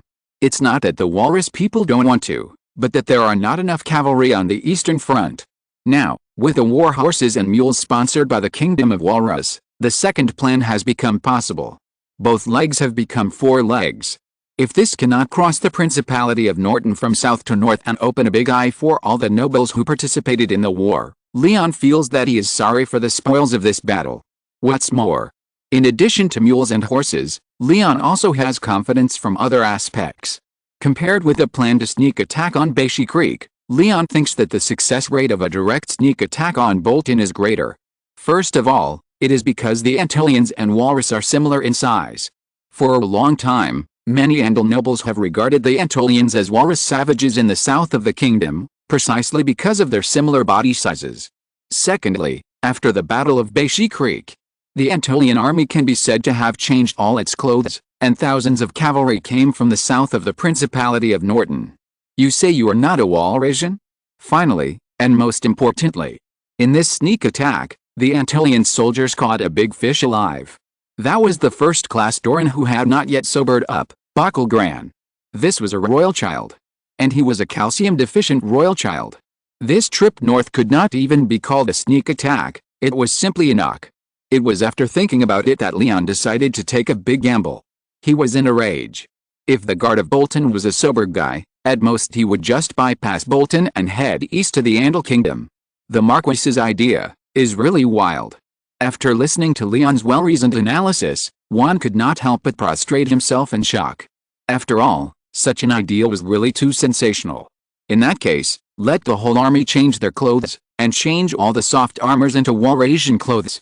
In addition to Bacalgran and the other captured generals, select a few soft-boned guys to serve as interpreters for the army. Since Leon's goal is to trick the city gate open, it is naturally very important to be able to speak fluent and authentic grassland accents. This is called careful thinking. To be honest, it really looks like it. When the Antolian soldiers wearing Walrasian clothes stood in front of Leon, he felt that he was simply a genuine Walrasian army general. The Antolians are sturdy. After changing into the clothes with a little smell of mutton, they are simply a living walrus cavalry. From a distance, the military flag of the Kingdom of Walrus fluttered in the wind. An elite walrus cavalry was reborn in the thick smoke of Beishixi City. As for the slender and slim elf longbowmen, they were directly dressed as slave soldiers. Because slave soldiers are relatively thin. Well, this makes sense. Seeing this, Leon's heart couldn't help but move slightly. He raised the long sword in his hand and pointed it to the distant north. Ruga. This is a new word he just learned from the Walrasian captives. It is roughly equivalent to moving forward, or charging. Perhaps it is the soul of a traverser that makes Leon's brain far more powerful than others, and it is particularly easy for him to imitate language. The word Ruga is spoken from Leon's mouth, not only with clear pronunciation, but also with a strong grassland accent, which can be completely mistaken for the real thing. The main feature is an authentic one. The map will be updated the day after tomorrow at the latest. Chapter 209, The War Turmoil Caused by Leon. Gravel Castle. As the highest military commander of the Southern Army of Walrus, Olive Bondi was staring at the smoke rising not far away. This was the 7th day that the Walrus army had besieged Gravel Castle. Trebuchets, ladders, siege vehicles. The craftsmen captured from all over the Principality of Norton built an astonishing number of siege weapons for the Walrus people, allowing the brave Walrus people to approach and even attack the city walls again and again. However, perhaps the Idrit nobles who were usually timid and cowardly had completed their ideological transformation and realized the significance of this battle to the Kingdom of Idrit. The defenders in Gravel Castle showed amazing perseverance. It was precisely because of this that even though the army of the Kingdom of Walrus had rushed up the city wall several times in succession and was only a stone's throw away from victory, the song of victory had not yet been played. The tenacious defenders pushed back the Walrus warriors who rushed up the city wall again and again, and guarded the city of extraordinary significance to the Kingdom of Idrit with their blood-stained armor. But it was during these brutal attacks and defenses that Olive Bondi had keenly sensed the decline of the defenders. Because as the war continued, the time it took for the defenders of the Gravel Castle to repel the attacking army was gradually increasing. It only took a moment to recapture the city wall, but in yesterday's fierce battle, it took half a day to recapture it. Victory's at hand. Although the defenders of the Gravel Castle are still strong at this moment, there is no doubt that Olive Bondi has seen the hope of victory in the war. As long as there are 3 more days, the Gravel Castle will definitely be breached by the Walrus people. This is the accurate conclusion drawn by Olive Bondi, a battle-hardened Walrus general. You know, his title of second-class tabra was obtained by his military exploits in one war after another. The only problem is, there seems to be a little problem with his own logistics and food. Why hasn't the food that should have been delivered yesterday arrived yet? Olive Bondi asked rather unhappily. In fact, Olive Bondi had always been very dissatisfied with putting Berkelgran, a royal dandy, in such a key position as a grain transport officer. At most, he could get a few heads after the war. Why did he have to go to the Principality of Norton to join in the fun? However, opinions aside, Berkelgran eventually became the grain transport officer of the Southern Army. If he did a good job, it would be fine. But what about food? The amount of food and supplies consumed by tens of thousands of troops every day is an astronomical figure, not to mention that for the Walrus people, there are still thousands of war horses to feed. These war horses eat much more than soldiers. I'm already urging them. Hearing this, the deputy general on the side said cautiously, but report. As he spoke, a messenger ran to Olive's side and said in a deep voice, Lord Olive, a large number of defeated troops appeared in the north of the camp, suspected to be flowing from the direction of Beishi Creek. Olive. Deputy General. Exclamation mark. At this moment, the first-class tableau felt his head buzzing. A rout. Why is there a rout in the north? Exclamation mark. It is impossible that the Walrus soldiers defending the Andal Kingdom army in the northeast have all collapsed, right? Check. Check. What happened? Hearing this, after finally recovering from his shock, Orlov could not help but jump into a rage. This was the critical period of the siege of the Stone Breakers, and he absolutely could not tolerate even the slightest mistake in his rear. And then, perhaps as Murphy's Law says, if you worry about something that might happen, then it is probably bound to happen. Almost a moment later, a piece of news that shocked all Walrus people came to Orlov's ears. White Rock Creek was lost. A surprise attack. A naked surprise attack destroyed almost all the logistical supplies of the Southern Army of the Walrus Kingdom. The Antolian army from the east took down the important town in the south, where a large amount of logistical supplies were stored in one battle. Moreover, according to the fleeing soldiers, the flames and smoke rising into the sky in Beishixi City have probably not been extinguished yet. Where are the Berkels? Where is Berkelgran? At this moment, Olive Bondi even had the idea of chopping that damned royal dandy to death and then going back to apologize. Lord Berkelgran is missing. Olive, who had military merits, could call him by his name, but the deputy generals in attendance beside him did not dare to be presumptuous even if they were unhappy, and still addressed him with honorifics. After a terrifying silence, Olive took the map from the soldier. Without logistical supplies, the plan to besiege the Gravel Castle has undoubtedly suffered a heavy blow. The originally very ample time has become precarious because of this. After all, the defenders in the Gravel Castle were ready for a protracted war. According to gossip, the commander of the garrison, the second prince of the Idric Kingdom, Mendez, even dug a circle of 24 wells in the Gravel Castle, and the food reserves were extremely abundant. This was obviously to fight to the death with the Walrus army. And now, the logistical supplies piled up in Beishi Creek were burned by the enemy. They either retreated to the north within 2 days or attacked the city with all their strength, but there was no guarantee that the food in the city would not be burned up by the Idrid army defending the city at the last minute. So, Orlov is facing a dilemma. Where did that army come from? Although he was outside the Gravel Castle at this time, when he thought about the loss of Beishi Creek, Orlov's heart became more and more angry. It is likely that they went north along the eastern mountains of the Principality of Norton, and then attacked Beishi Creek to the west after capturing Shuanghu town. Damn it! Orlov pondered. According to the information we got from the defeated soldiers, after the army captured Beishi Creek, it was most likely heading north. North. Hearing this, Orlov couldn't help but look at the map in front of him. In fact, if the army under the Andal Kingdom's flag ran all the way west to the Idric Kingdom, Orlov could understand it. After all, the burning of the Whitestone Creek's grain and grass was already a great victory, and it was also a common idea for Andal nobles to stop while they were ahead. But if they went all the way north? For a moment, Orlov couldn't help but have a terrifying idea in his mind. He raised his head. He asked the generals around him, could that army be heading for Bolton? No, Bolton is the capital of the Norton Kingdom. The city walls are tall and strong. It is impossible to defeat it with so few people. Orlov shook his head. Well, the Andal Kingdom's army also advanced westward to support that army. The general on the side proposed a bold idea. The most fearful thing about everything is imagination. Although according to the Walrus people's understanding of the Andal Kingdom's nobles, they are unlikely to do such a thing. But, what if? If the reinforcements from other countries gave the Andals courage, and then they really sent out a large number of troops in one go, directly cutting off the southern army's way back to the north? Orlov couldn't imagine what the consequences would be. Damn it. Thinking of this, the first-class tableau couldn't help but punch the table beside him, so that the solid tabletop burst in a flash. Grob, you lead 5,000 cavalry north immediately. You must ensure that Bolton City is safe. In addition, order the Walrus army to attack the city with all their strength, and be sure to capture the stone fort within 1 day. It's not that Orlov doesn't want to continue to fight and turns to consume the energy of the stone fort defenders, but the current situation does not allow him to do so. Give it a try for 1 day. If it fails, then the Walrus Kingdom's offensive against the southern principality of Norton this time can probably only be declared a failure. However, as long as Bolton City is still firmly in the hands of the Kingdom of Walrus, there is still a possibility of a turnaround in this war.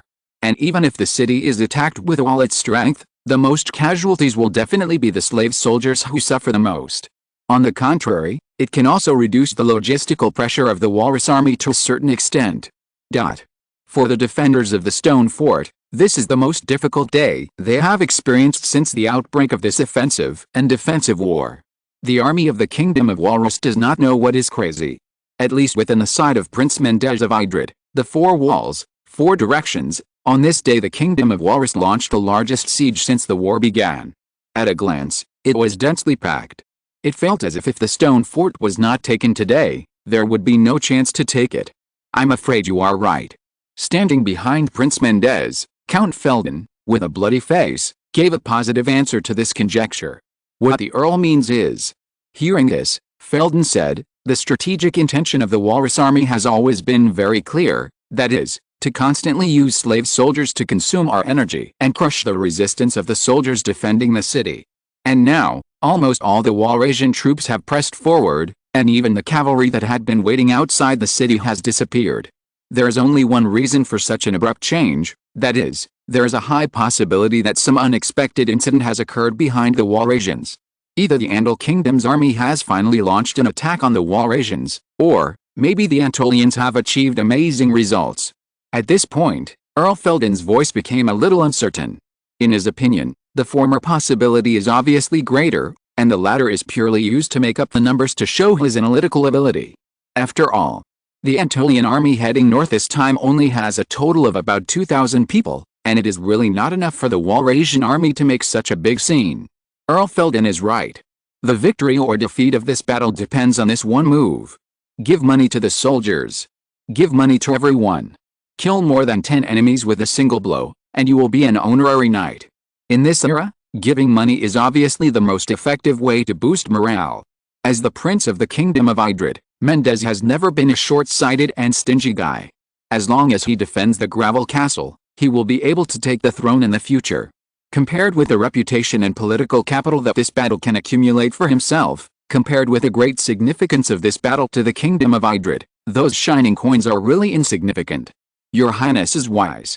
Hearing this, Earl Felden said in a deep voice. This battle was particularly tragic. For a whole day, the land of the entire Gravel Castle was filled with a strong smell of blood.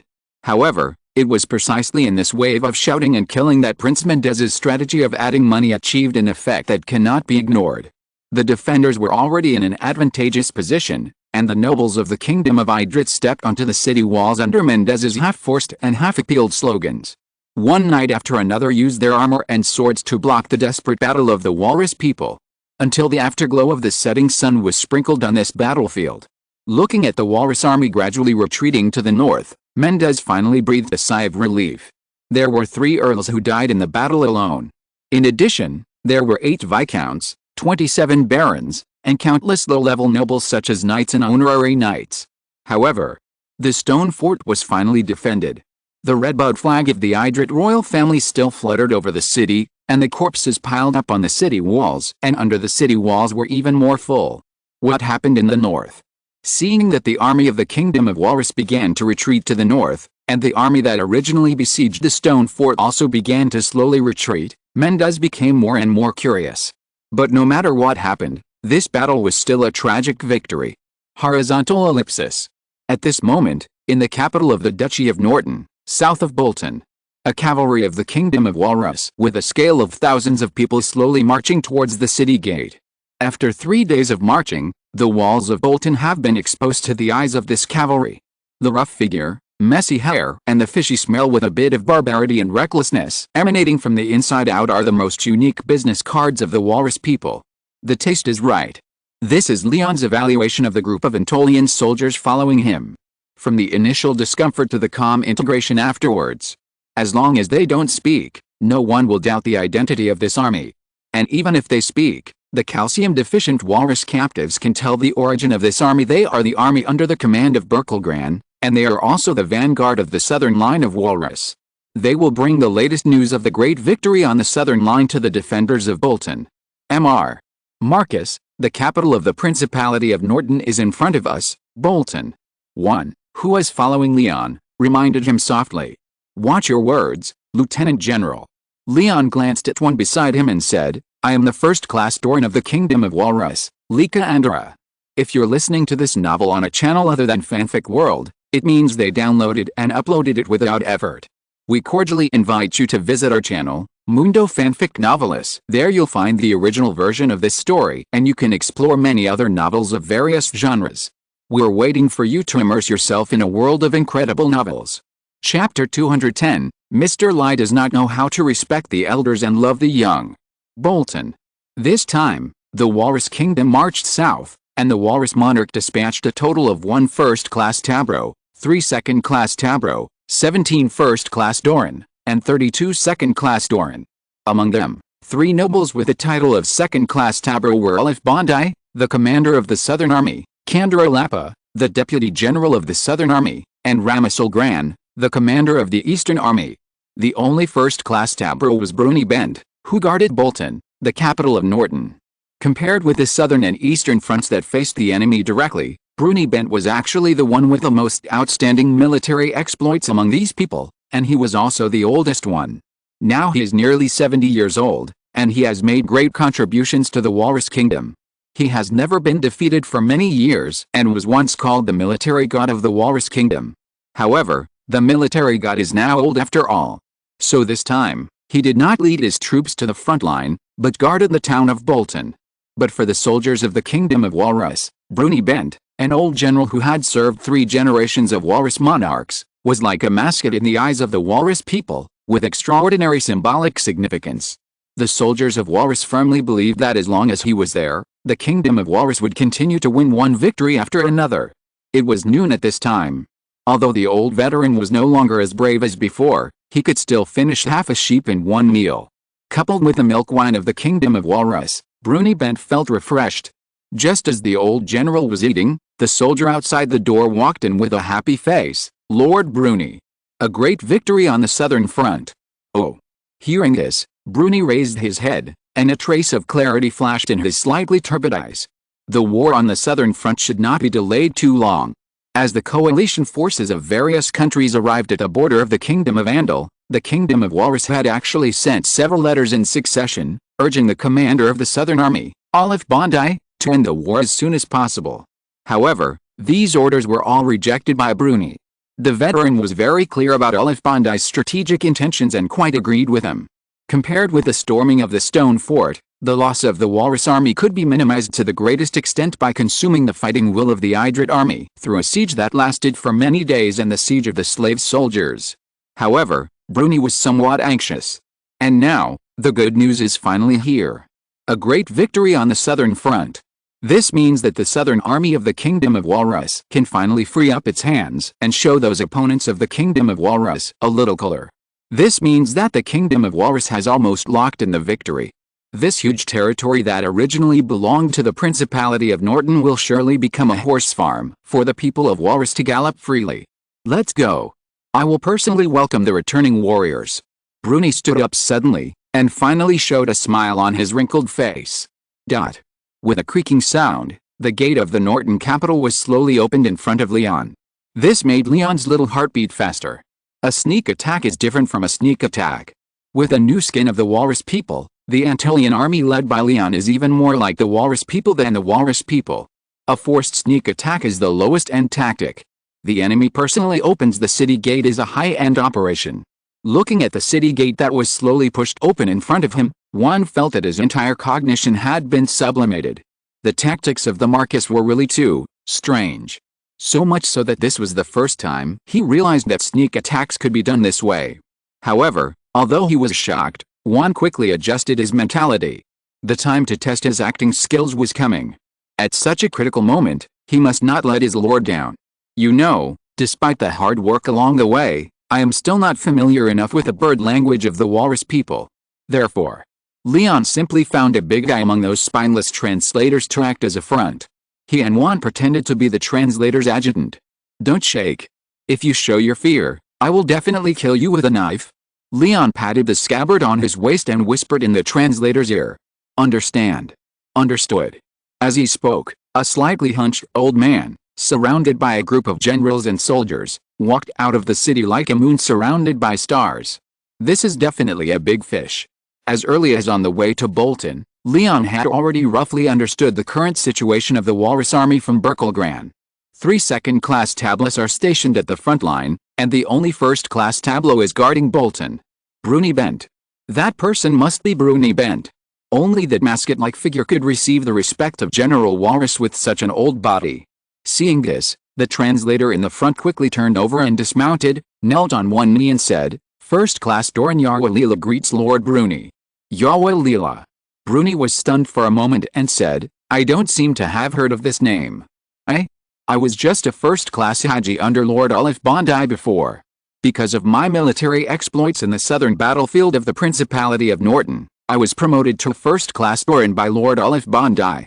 Hearing Bruni Bent's question, the translator didn't even dare to raise his head, and hurriedly recited the lines that had been prepared under Leon's personal guidance before, but his words were still trembling. Good warrior. Well done. Hearing this, Bruni personally helped this meritorious minister up. As for the stumbling of the translator's previous words, he is Bruni Bent. This is how ordinary Walrus generals always look when they see him. Follow me into the city. Thinking of this, Bruni was in a good mood, and he grabbed the translator's arm and walked towards the city. Tell me how you won this battle.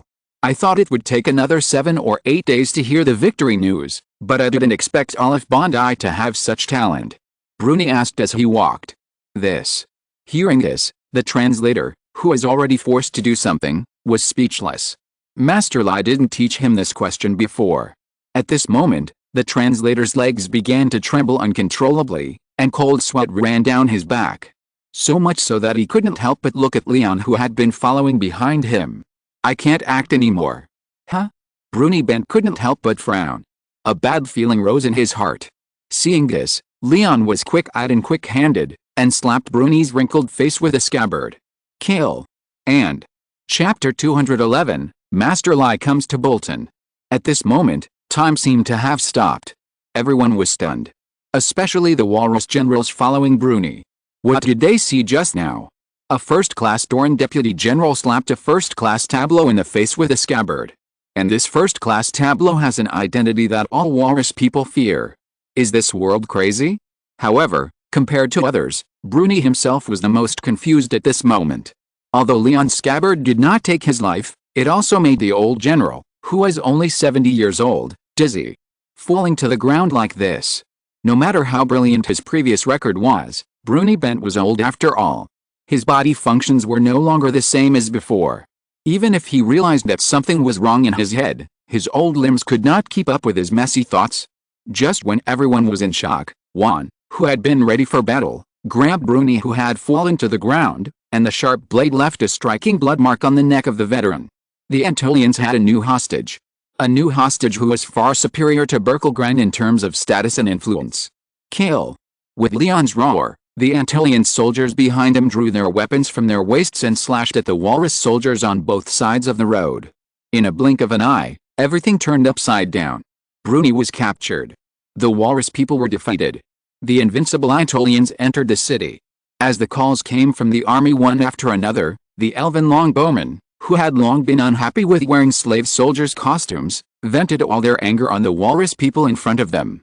Arrows were like the cry of the god of death, harvesting the lives of the walrus soldiers present. What happened? Aren't these guys soldiers from the kingdom of Walrus? In extreme shock, the resistance of the walrus people was almost so weak that it could be ignored. After all, the god of war in their minds, the first-class tableau of the kingdom of Walrus, the old General Bruni Bent, who was like a mascot, was now controlled by the Antolians. How could they resist? No one dared to risk hurting Bruni and fight to the death. No one could come back to their senses under such a drastic change. In fact, Leon did not expect that Bruni Bent would come to the city gate to greet him in person.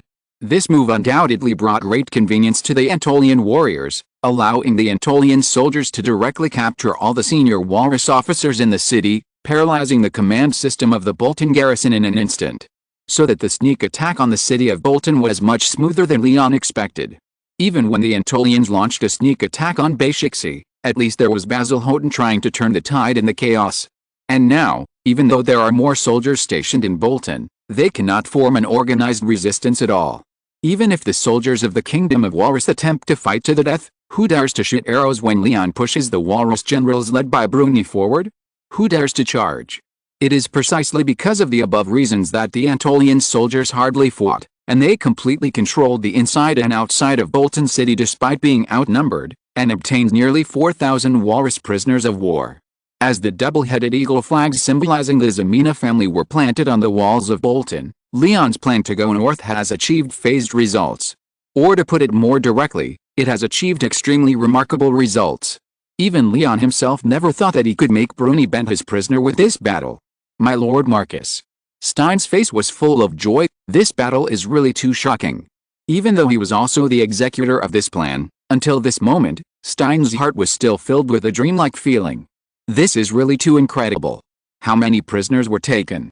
Standing in the palace that originally belonged to the Principality of Norton, Leon asked directly. In addition to Bruni Bent, there are 3 first-class Dorans, 7 second-class Dorans, and more than 40 walrus nobles with the title of Haji. In addition, more than 4,000 walrus prisoners have been taken care of, and the palace of the Principality of Norton is piled with a large number of treasures that the walrus people have looted from all over the Principality of Norton.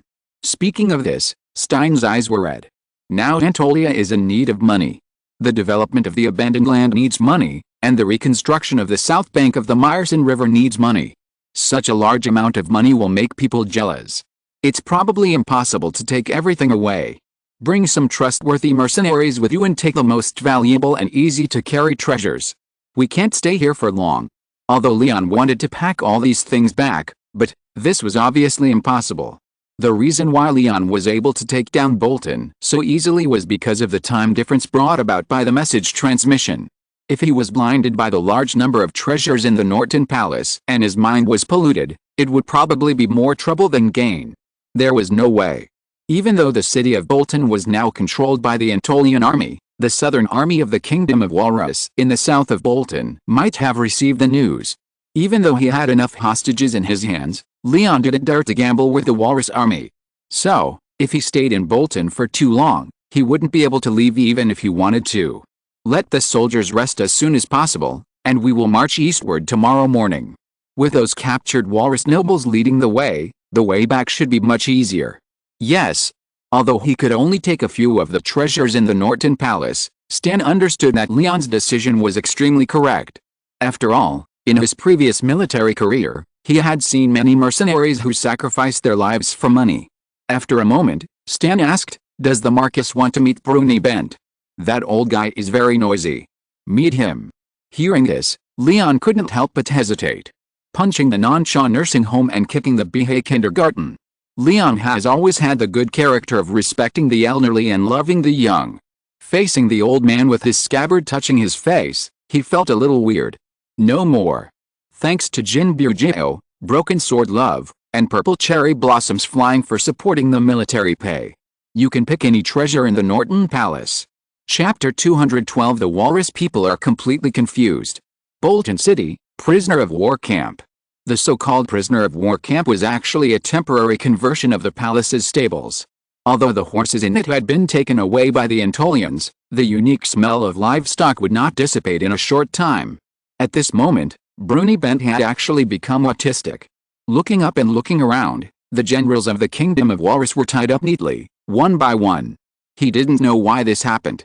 The previous scenes were like slides, playing repeatedly in his mind, making Bruni more depressed. Now thinking back carefully, he actually had doubts and surprises when he heard the news of the great victory on the southern front, but Bruni Bent, or the Walrus people's consistent stereotype of the enemy army, made him relax his vigilance. Only then was he slapped in the face with a sword sheath. Until this time, there was still a very eye-catching mark on Bruni's face. It was not very harmful, but it was extremely insulting. After all, during the years when Bruni was fighting on the battlefield, this veteran of the Kingdom of Walrus had never been defeated. And now, this old man of nearly 70 years old was shamelessly attacked. But the facts are here. Whether it was because of underestimating the enemy or for some other reason, the defenders of Bolton City could be said to have been defeated thoroughly. Therefore, compared to the generals who were loudly cursing the Antolian soldiers beside him, Bruni Bent didn't want to speak, nor did he want to express any opinions on this battle. Bruni did the same until he was brought to Leon. He just raised his head and looked at the young nobleman who was looking down at him with his resentful eyes. León Ximena, the Marquis of Antolia. This was the damn guy who gave him a scabbard. Shameless. Bruni stared at the young man in front of him, and finally couldn't help cursing. Leon's move not only destroyed Bruni's undefeated merit, but also destroyed the city of Bolton in front of him. Leon felt quite benefited by Bruni's evaluation of him. What a joke. This is a personal certification from Bruni Bent, the god of Walrus's army. Leon was so happy. To be honest, in Leon's eyes, this is a real compliment. On the battlefield, there is no such thing as gentleness, courtesy, frugality and humility. There is only life and death. Don't look at the process, just look at the result. And now, the victory or defeat is very clear. The Antolians have become the masters of this city. As for Bruni Bent, no matter how famous he was before, he is just a prisoner of the Antolians at this time. The only thing that makes him dissatisfied is that the old general's mouth is particularly tight. No matter how Leon coerces and lures, he still keeps silent about the movements of the Walrus army in the Principality of Norton and the arrangements of the Walrus people on the border of the Andal Kingdom. He is much tougher than the nobles of the Andal Kingdom. So Leon can only give up the idea of prying something out of Bruni's mouth. My lord Marcus, just kill him. Seeing that the old man's words were particularly dirty, and he dared to speak wildly to his lord, one was naturally very unhappy. No. Leon refused without hesitation. Just because Bruni didn't say it doesn't mean that others won't say it. Bruni is in a high position of power in the Kingdom of Walrus, and it's a pity to kill him directly. Take people to meet the other captured generals. There are more than 40 first-class Hajis alone. I don't believe that they are all hard bones. Yes. Hearing this, one had to nod in response. Since it has been decided to leave Bolton and head to the Kingdom of Andal as soon as possible, it is particularly important to figure out the defense deployment of the Walrus people in the border area of the Kingdom of Andal.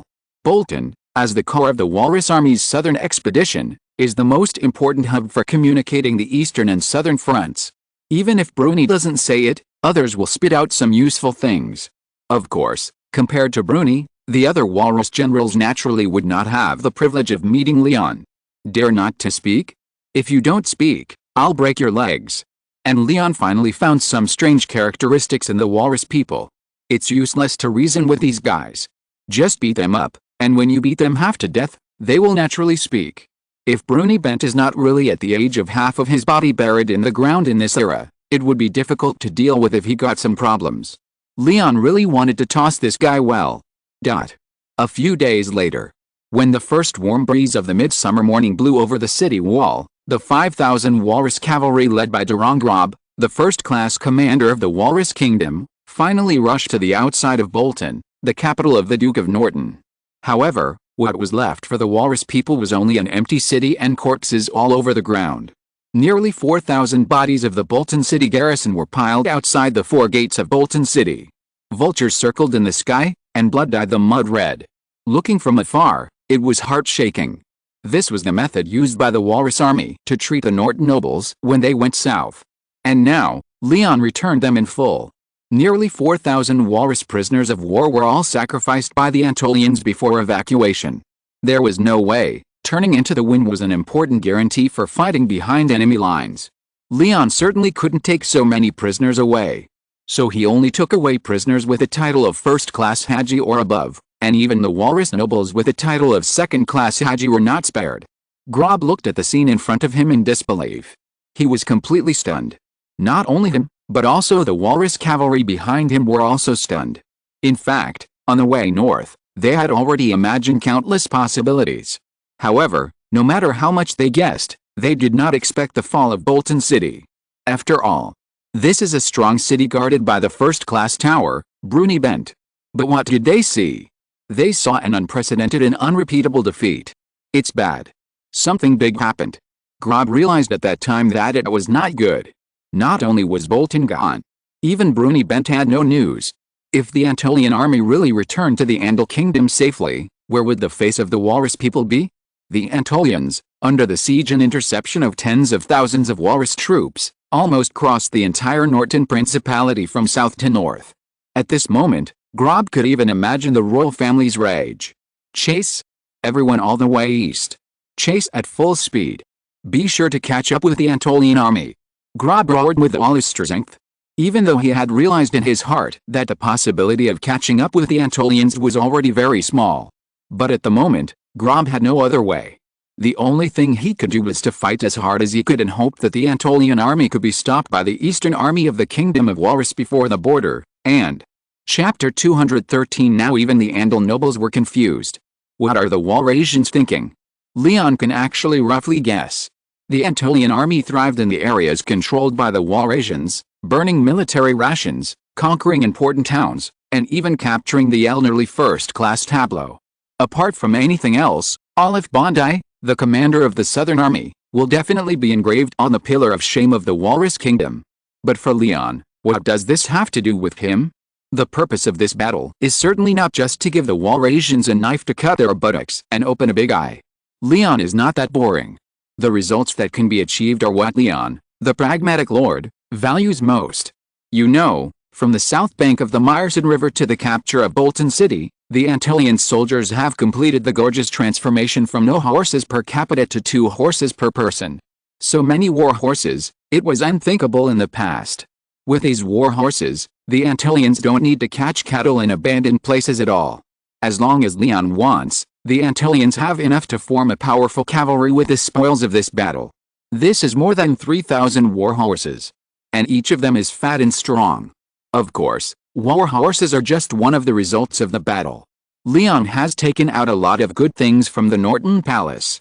What's more, there are captives headed by Bruni Bent. These guys are simply living gold and silver treasures. Putting aside other things for the time being, just redeeming Bruni will allow Leon to scrape a layer of oil from the walrus people. Speed up. Scouts should not relax their vigilance. Although the border defense has been obtained from the mouth of General Walrus, the situation on the front line is different every day, and it may change. Leon was obviously not overwhelmed by the gains of this battle. However, he also has his own trump card in his hand. The captured Bruni Bent is actually just one of them. If he really encounters the Walrus army, then Leon will not hesitate to throw money everywhere. The property loaded from the Norton Palace is dead, but the lives of the Antolians are alive. According to the military discipline of the Walrus army in this era, as long as Leon is willing to scatter the wealth he looted from the Principality of Norton, the Walrus army will be in chaos. However, Leon is a little fortunate that since he marched eastward from Bolton City, he has not encountered the Walrus army along the way. Moreover, the Antolian soldiers now still wear the clothes of the Walrus people and fly the banner of the Walrus army. Even if they accidentally encounter a small group of soldiers, most of them can easily pass through, making it easy to kill them. And Leon was able to further improve the intelligence from the border area in this process. It was at the same time that the Anatolian army, led by Leon, had arrived at the border of the Andal Kingdom quietly. Blackwater City, the border of the Andal Kingdom. My Lord Duke, something bad has happened. The noise outside the tent made the Duke of Mercia tremble suddenly. You know, from the expedition to Norton to the current border defense war, the Duke of Mercia was naturally ashamed. Fortunately, Wilbert I knew what the western nobles of the Andal Kingdom were like, so he did not reprimand him. As the war continued to develop, as one of the two great nobles in the west of the Andal Kingdom, the Duke of Mercia took the initiative to shoulder the burden of defending the kingdom's territory, hoping to wash away his previous shame and save the family's reputation. However, saving reputation is saving reputation, fighting is not a child's play, and the Duke of Mercia naturally has to choose a good position for himself. You know, the western border of the Andal Kingdom is very long. Most of the Walrus army is stationed in the north of the border, while the Blackwater City guarded by the Duke of Mercia is located in the south. Because it is far away from the traffic hub, it is relatively stable on weekdays, and at most it is a small-scale harassment. As more and more reinforcements arrived at the border, the Duke of Mercia's defense pressure was reduced in an instant, and he gradually came back to his senses from his previous panic. Are they the Walrus cavalry again? Looking at the guards who rushed into the tent, the Duke of Mercia asked calmly. Yes. As usual, let Earl Goodall keep an eye on their every move. Most of the Walrus Kingdom's troops are stationed in the north to confront the Andal Kingdom's army. There won't be any disputes here for the time being. This is not because the Duke of Mercia is blindly confident, but because he has enough confidence in the Minister of Military Eubal Heron. As early as the Andal Kingdom's civil war, this military minister had become famous for his merits in defending the Valley City, and his achievements were no less than Leon. The Andal army and the coalition forces of various countries, commanded by the Minister of Military Eubal Heron himself, have been keeping a close eye on the Walrus people's every move these days. As far as the Duke of Mercia knows, they have even begun to plan to launch an offensive against the Walrus people's front again. No, different. My Lord Duke, this time is different. The guard who came to report the news said in panic. What's going on? The Duke of Mercia frowned. Thousands of cavalry. At least 2,000. There are countless war horses. Hearing this, the Duke of Mercia stood up suddenly and said, how is this possible? Impossible. Absolutely impossible. The movements of the Walrus Eastern Front Army have always been exposed to the Andals. If there is a mobilization of this scale, how could there be no news before? At this moment, the calmness on the face of the Duke of Mercia gradually faded. He had fought with the Walrus people. The fierceness of those barbarians made him still remember it. But those people are already outside the city. My Lord Duke. What? When the Duke of Mercia finally walked up to the city wall accompanied by everyone, a solemn look emerged in his eyes. The nobles of the kingdom have the responsibility to defend the land. As a duke, he naturally could not abandon the city and flee. But the thousands of cavalrymen rolled up the dust, which was daunting. The most important thing was that behind Blackwater City was the hereditary fief of the Duke of Mercia, so, this battle could not be retreated. What are you afraid of? The original garrison of Blackwater City alone was 3,000. Now there are 1,500 reinforcements from the Eastern Principality. The Duke suddenly drew his sword and roared with courage. The Duke of Mercia was indeed greedy, but that was a common trait of the nobles. In addition, he had a rare courage. Otherwise, Wilbert I would not have handed Blackwater City to him to guard. Seeing the Duke personally coming to the city wall, the defenders' fear in their hearts was reduced a little. The worst thing is death.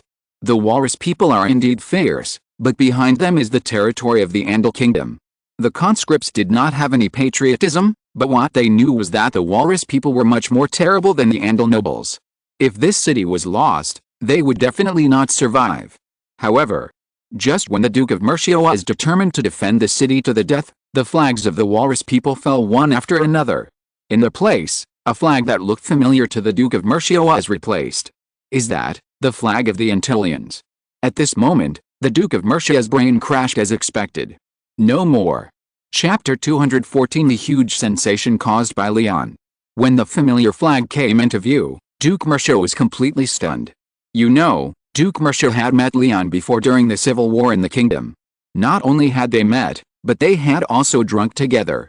He had a deep memory of the double-headed eagle flag that was unique in the Andal Kingdom. But the key to the problem was obviously not whether he knew the flag or not. It was about why that daunting cavalry was flying the flag of the Antorians. As one of the many nobles in the Andal Kingdom, Duke Mercia was naturally aware of the glorious record of the Antorians before. You know, that was the first impressive victory that the Andal Kingdom had achieved since it sent troops crossing the border mountains and attacking the south of the principality. Such an eye-catching victory made Duke Mercia feel amazed until this time. So much so that he even regretted not taking advantage of Leon's presence in the western part of the kingdom to achieve a political marriage between the two families. After all, Leon is the only child of the Ximena family, and the offspring born will definitely inherit the title of Marquis of Antolia in the future. Don't act rashly, Duke Mercia said in a deep voice. As a member of the great nobles, Duke Mercia can certainly rely on his own connections to learn about the order that Wilberta had given Leon to march north. But going north is going north, isn't this a bit too much? Going all the way north from the south bank of the Myerson River to Blackwater City, is this really something a Marquis of the Andal Kingdom can do? This naturally gave Duke Mercia some doubts in his mind. Could it be that those young nobles had been annihilated in the territory of the Principality of Norton, and then the Walrus people wanted to trick the city gates open under the banner of the Antolians? Yes, it must be like this. Duke Mercia thought so. And Duke Mercia also found a theoretical basis for his idea. As we all know, Antolia has no horses. How could it be possible to put together a cavalry army of thousands of people? How could it be possible to pass through the actual control area of the Kingdom of Walrus and come to the outside of Blackwater City unimpeded? So this must be a trick of the Walrus people. Duke Mercia felt that he had seen through the details of the cavalry. However, this sense of accomplishment that everyone was drunk and I was the only one awake did not last long. Because soon, really soon, a figure that made him slightly familiar appeared in the side of the Duke. That was the face of León Ximena, the Marquis of Antolia.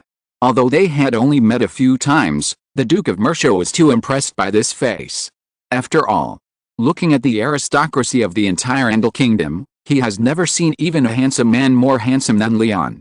Long time no see, Duke Mercia.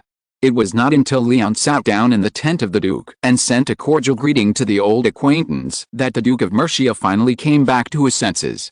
Leon. Duke Mercia's voice trembled slightly. How did you do it?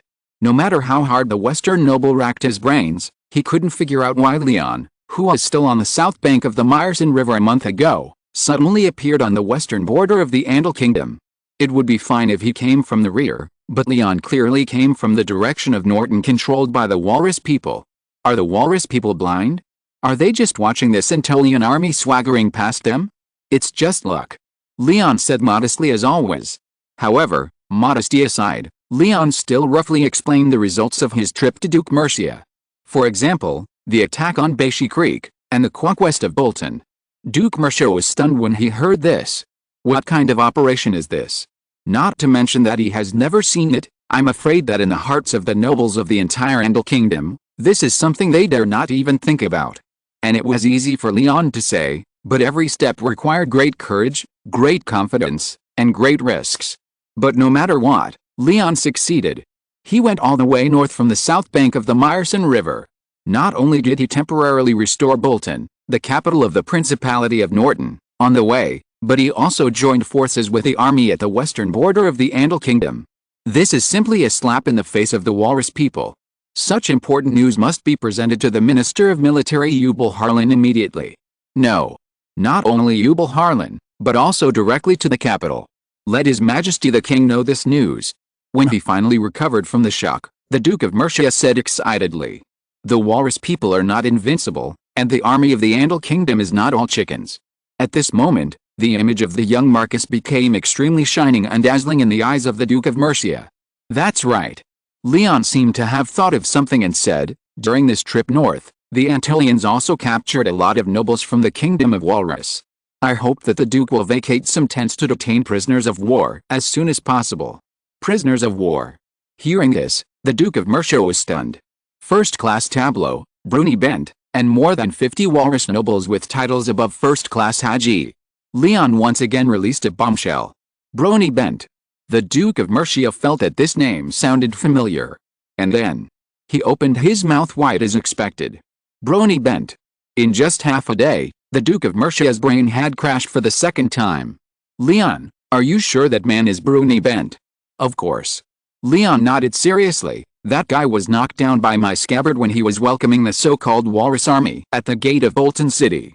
Naturally, there will be no mistakes. Knocked out by a scabbard. Mercia felt that the amount of information in Leon's words was a bit too much. However, that was Brony bent. It should be said that this has extremely important significance for the development of the war in the Andal Kingdom and even the entire Norton Principality. It can be said to be great news. The Marquis of Antolia is really. Duke Mercia desperately searched for all the words that can be used to describe Leon's merits in his mind, and this finally made the Duke realize the lack of his vocabulary. The next day, the news that the Marquis of Antolia returned victoriously spread throughout the Andal border. The Andal army was boiling. And Chapter 215 Wilbur I decides to go all in. The capital of Andal, Essex.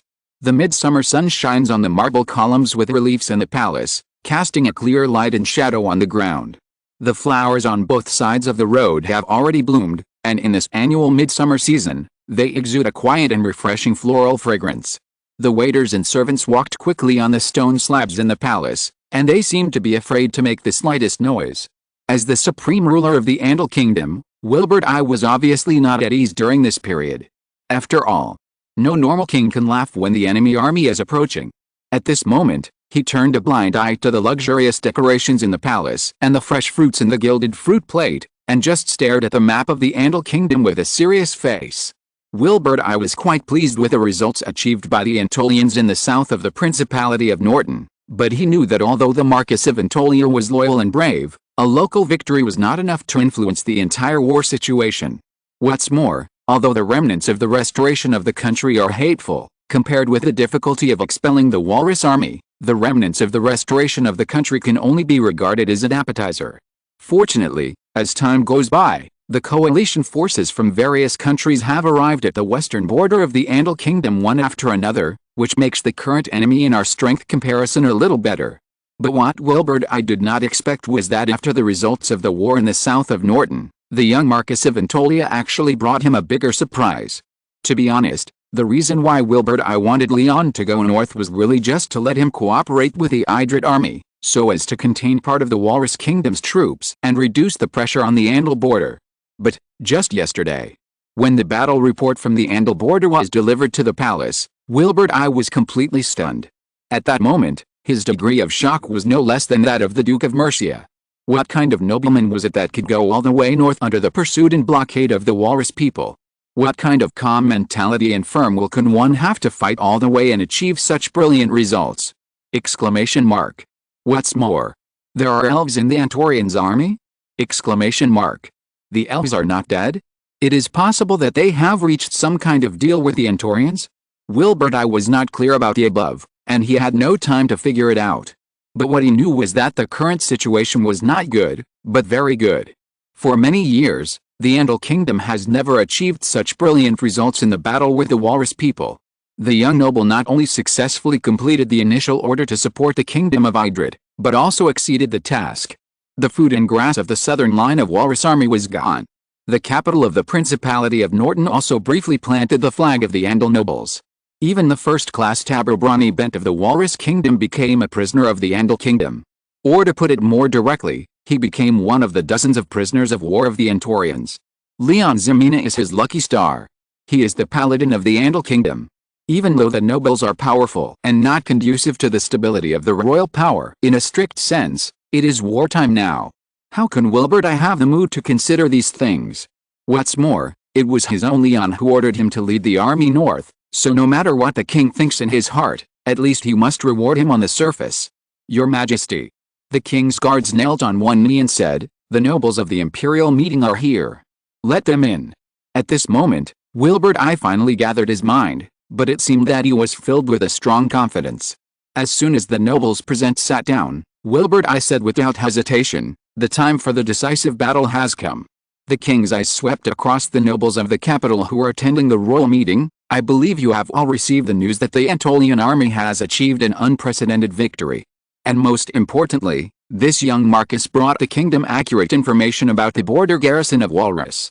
This will be the most precious opportunity for the kingdom of Andal.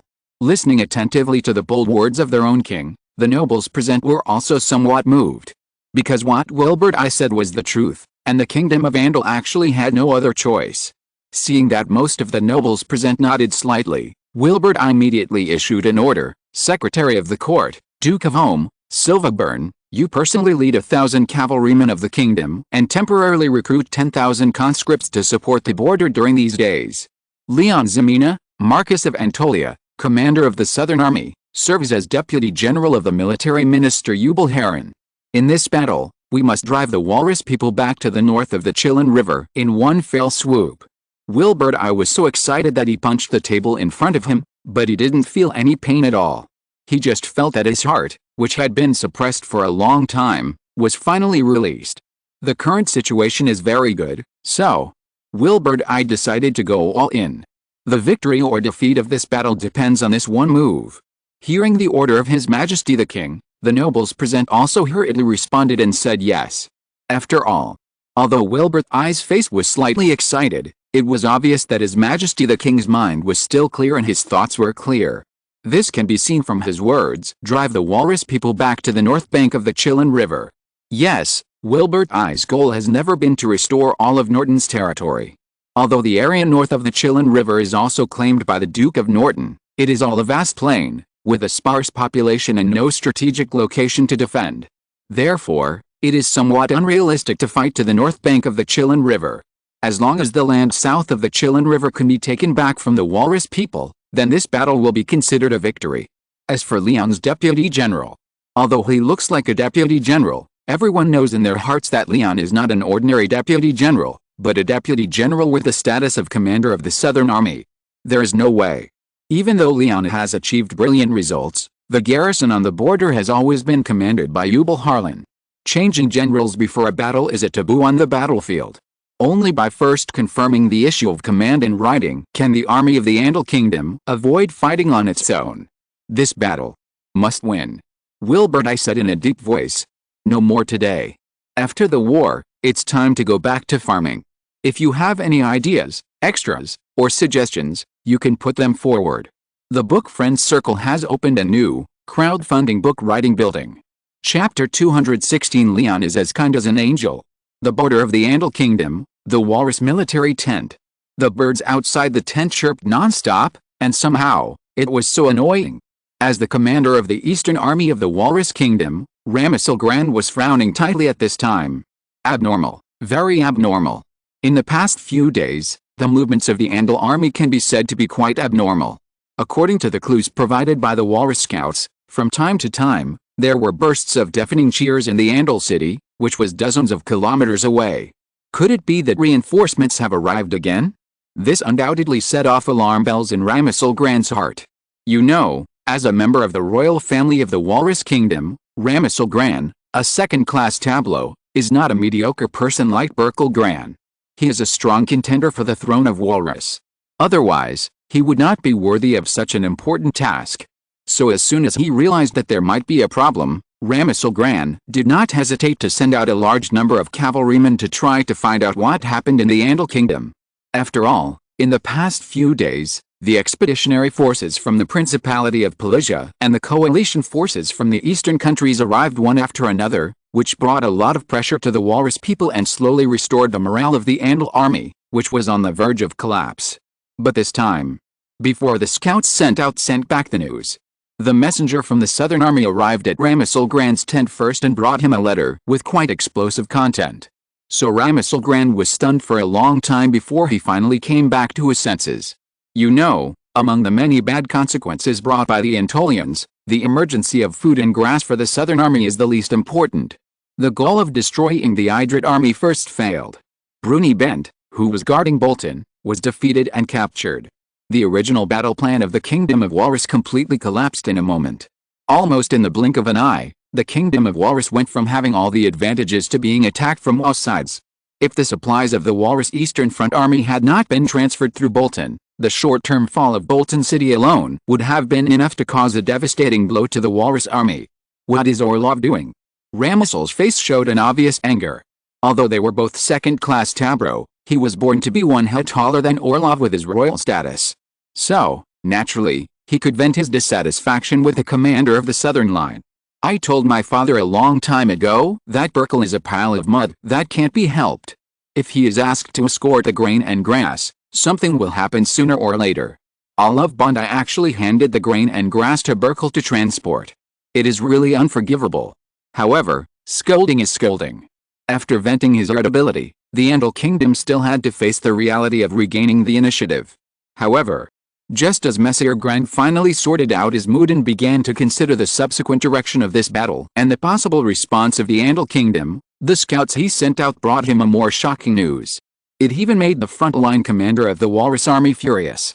Because according to the intelligence obtained by the scouts, now, the Marquess of Antolia who captured Brony Bent is dragging a group of Walrus prisoners of war to patrol the Andal border. Please look. 2 eyes, 1 nose. Although it looks a bit ugly, it can still be clearly seen that this is a person. In the city of Loria, León Ximena, the Marquess of Antolia, is giving his third impromptu lecture. Prior to this, he had held 2 similar speeches in Blackwater City and Tarantula City. Because of the great inspiration to the soldiers of the Andal Kingdom, he had to postpone his meeting with the Minister of Military Yubel Harlan, so that more Andal soldiers could feel the charm of the Marquess's language. As he spoke, Stein raised the whip in his hand without hesitation and hit the prisoner, splashing blood. With a shrill scream, the Walrus noble who was serving as a teaching aide fell to the ground. Listen. The Walrasians can also feel pain and fear.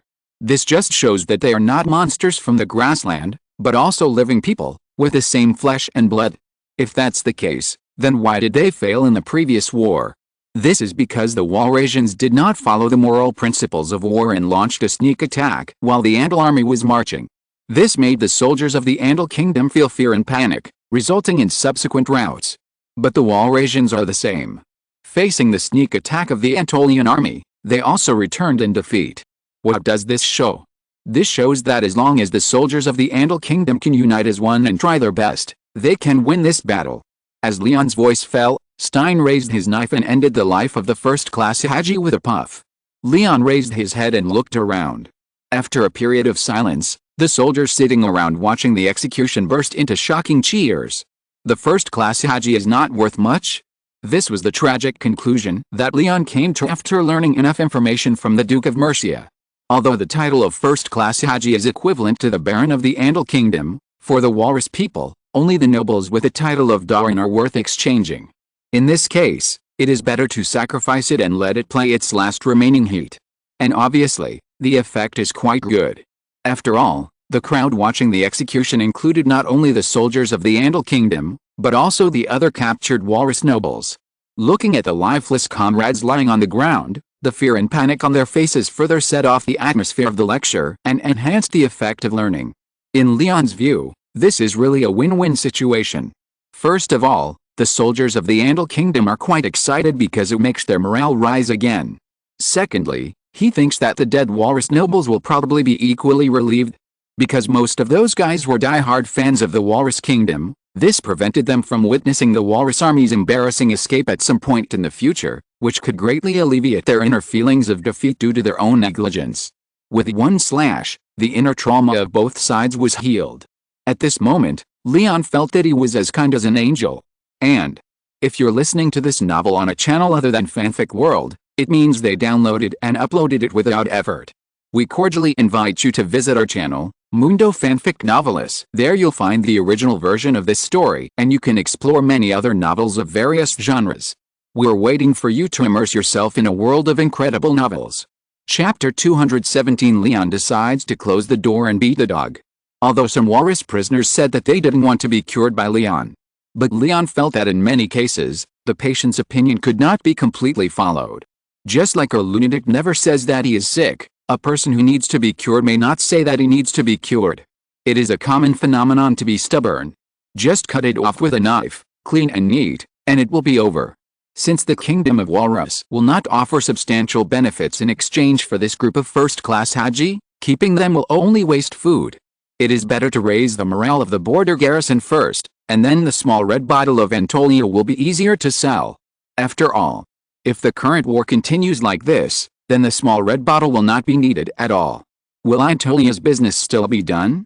You know, while León led the Antolia army all the way west, Aaron, as the chief steward of the Ximena family, has never been idle. The efficacy of the small red bottle has been proven during the civil war in the kingdom. How could Aaron not take this opportunity to boost sales? For this reason, he even came up with a lot of preferential activities. For example, limited time promotions like buy 1,000 and get 100 free, a 10% discount is considered. As for some nobles saying that the price is too expensive, Aaron can only say that this is just because some nobles who do not want to be named are too poor. The little red bottle of Antolia has always been at this price. The life of the people of Antolia is already difficult. Is it hard to understand to buy at this price? Have you seriously exploited the people in your territory on weekdays? You think about eating, drinking, whoring and gambling all day long. If you can't afford it, reflect on yourself and find the reasons from yourself. Only with morale can you fight, only when you fight can you sell goods, only when you sell enough goods can you win, only when you win can you pursue the victory, and only when you pursue. In short, the logic is very reasonable. Even though León is also a member of the Andal nobles, fighting and getting rich are not in conflict. Looking at the eager soldiers in front of him, León felt that the magic potion production workshop in Antolia was likely to work overtime again. From the Blackwater city where the Duke of Mercia was stationed, to the border camp where the Minister of Military Eubal Harlan was stationed, León took 5 days to walk this not-so-long journey. On the one hand, it was because of the pre-military lecture León held impromptu, and on the other hand, it was because he was watching a certain unnamed Walrasian military god. Bruni Bent finally experienced the hospitality of the Andals for the first time. In order to show the military power of the Andals, León specially asked someone to build a prisoner car. So, although they were just passing by, the soldiers and people on the border were still willing to wait by the roadside to see if this famous walrus noble had the 3 heads and 6 arms and immortal body, as rumored. But reality is reality after all. Bruni, who was nearly 70 years old, had been tossed by the ups and downs of the road. How could he look like the legendary walrus monster? But even so, when León finally stepped into the camp under the welcome of everyone, the prisoner car with a sign specially inserted with a line of big characters reading First Class Tabro Bruni Bent still became the most eye-catching one among the group. Not only the Andals, but also the reinforcements from various countries came forward curiously. Lord Eubal Harlan. León greeted him modestly. From the noble level, Eubal Harlan is a duke. From the official level, he is also a military minister who can be listed in the imperial meeting. So as the Marquess of Antolia, León naturally respects him. Although León knows very well in his heart that after this battle, Antolia is likely to not survive, but it still has to survive. Marquess León. To be honest, although Eubal Harlan is old, he is still energetic. His slightly thin body is covered with a hard and shiny armor, and his words and deeds seem to reveal the demeanor of a great noble. He is worthy of being an old comrade who lost in the confrontation with Bruni Bent decades ago. Looking at the wrinkled but familiar face imprisoned in the prison car, Eubal Harlan seemed to have a rare sense of pride in his heart. His Majesty the King ordered us to attack with all our strength. We must defeat the Walrasian garrison on the east line in one go. When the soldiers outside the tent were still making a commotion, León had already led a group of officers from Antolia into the tent under the personal welcome of Eubal Harlan. Your Majesty is wise. León habitually said, if you have any instructions, Lord Eubal, just ask. However, the Antolia army suffered heavy losses in Norton.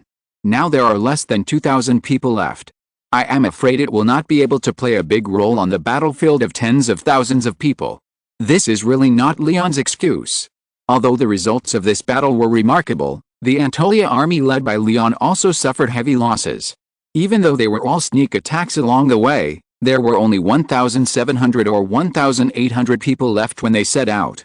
After all, objectively speaking, the fighting power of the walrus people is really not weak. The Marquis's concerns are naturally reasonable. Hearing this, Eubal Harlan nodded hurriedly. To be honest, this was the first time he met León. When León led his army to break the siege of the capital, he was guarding the valley city with the king's personal guards, so his previous understanding of this young nobleman came from others. Now León has been appointed by the king as his deputy. If he competes with him for military power or has any objections, it will inevitably make Eubal Harlan feel overwhelmed. And now, Leon's attitude is very clear, that is, to preserve his own strength. In this case, Jubal Harlan is naturally willing to go with the flow. I only hope that the Marquis can lead the cavalry to act according to the circumstances, and all my cavalry will be under the command of the Marquis, and try to undertake the tasks of harassment and support during the war. No problem. After thinking for a moment, Leon nodded seriously. Seeing that Leon agreed so readily, Jubal Harlan couldn't help but breathe a sigh of relief. As soon as he looked away from Leon, he saw a creature with delicate appearance and slightly different from humans. Is this an elf? Jubal Harlan couldn't help but ask curiously. He had heard that Leon had elves working under him, but that was just hearsay. Yes. Leon nodded.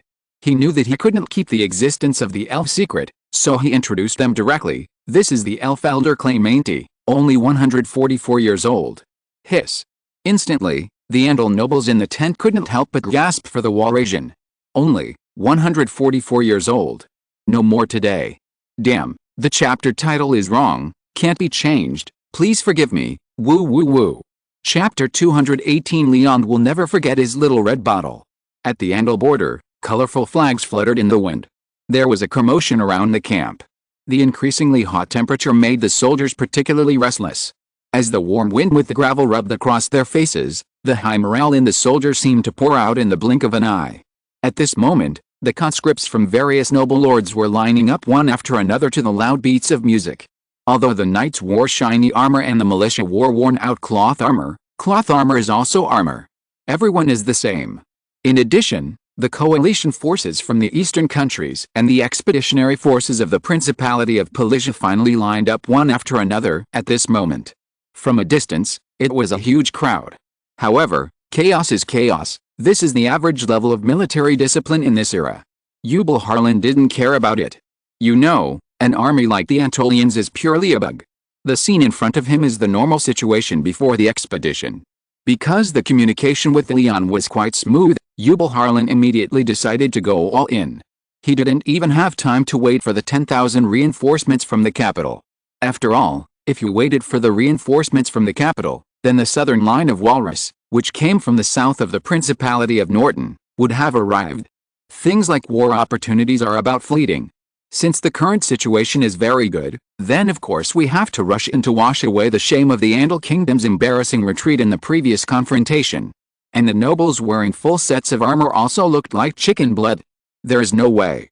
The land of the Principality of Norton needs nobles to govern after all. If you can get more military merits, you can get more benefits after this battle. The nobles are all very smart, and this can naturally be seen. And the direct consequence of this is that the little red bottle of Antolia is sold out. Not only the nobles of the Andal Kingdom were buying it, but also the reinforcements from other countries who were rushing to the front line were buying it. This is the herd effect. Although they had never seen the effect of the little red bottle with their own eyes, they could not resist a constant promotion of the nobles of the Andal Kingdom.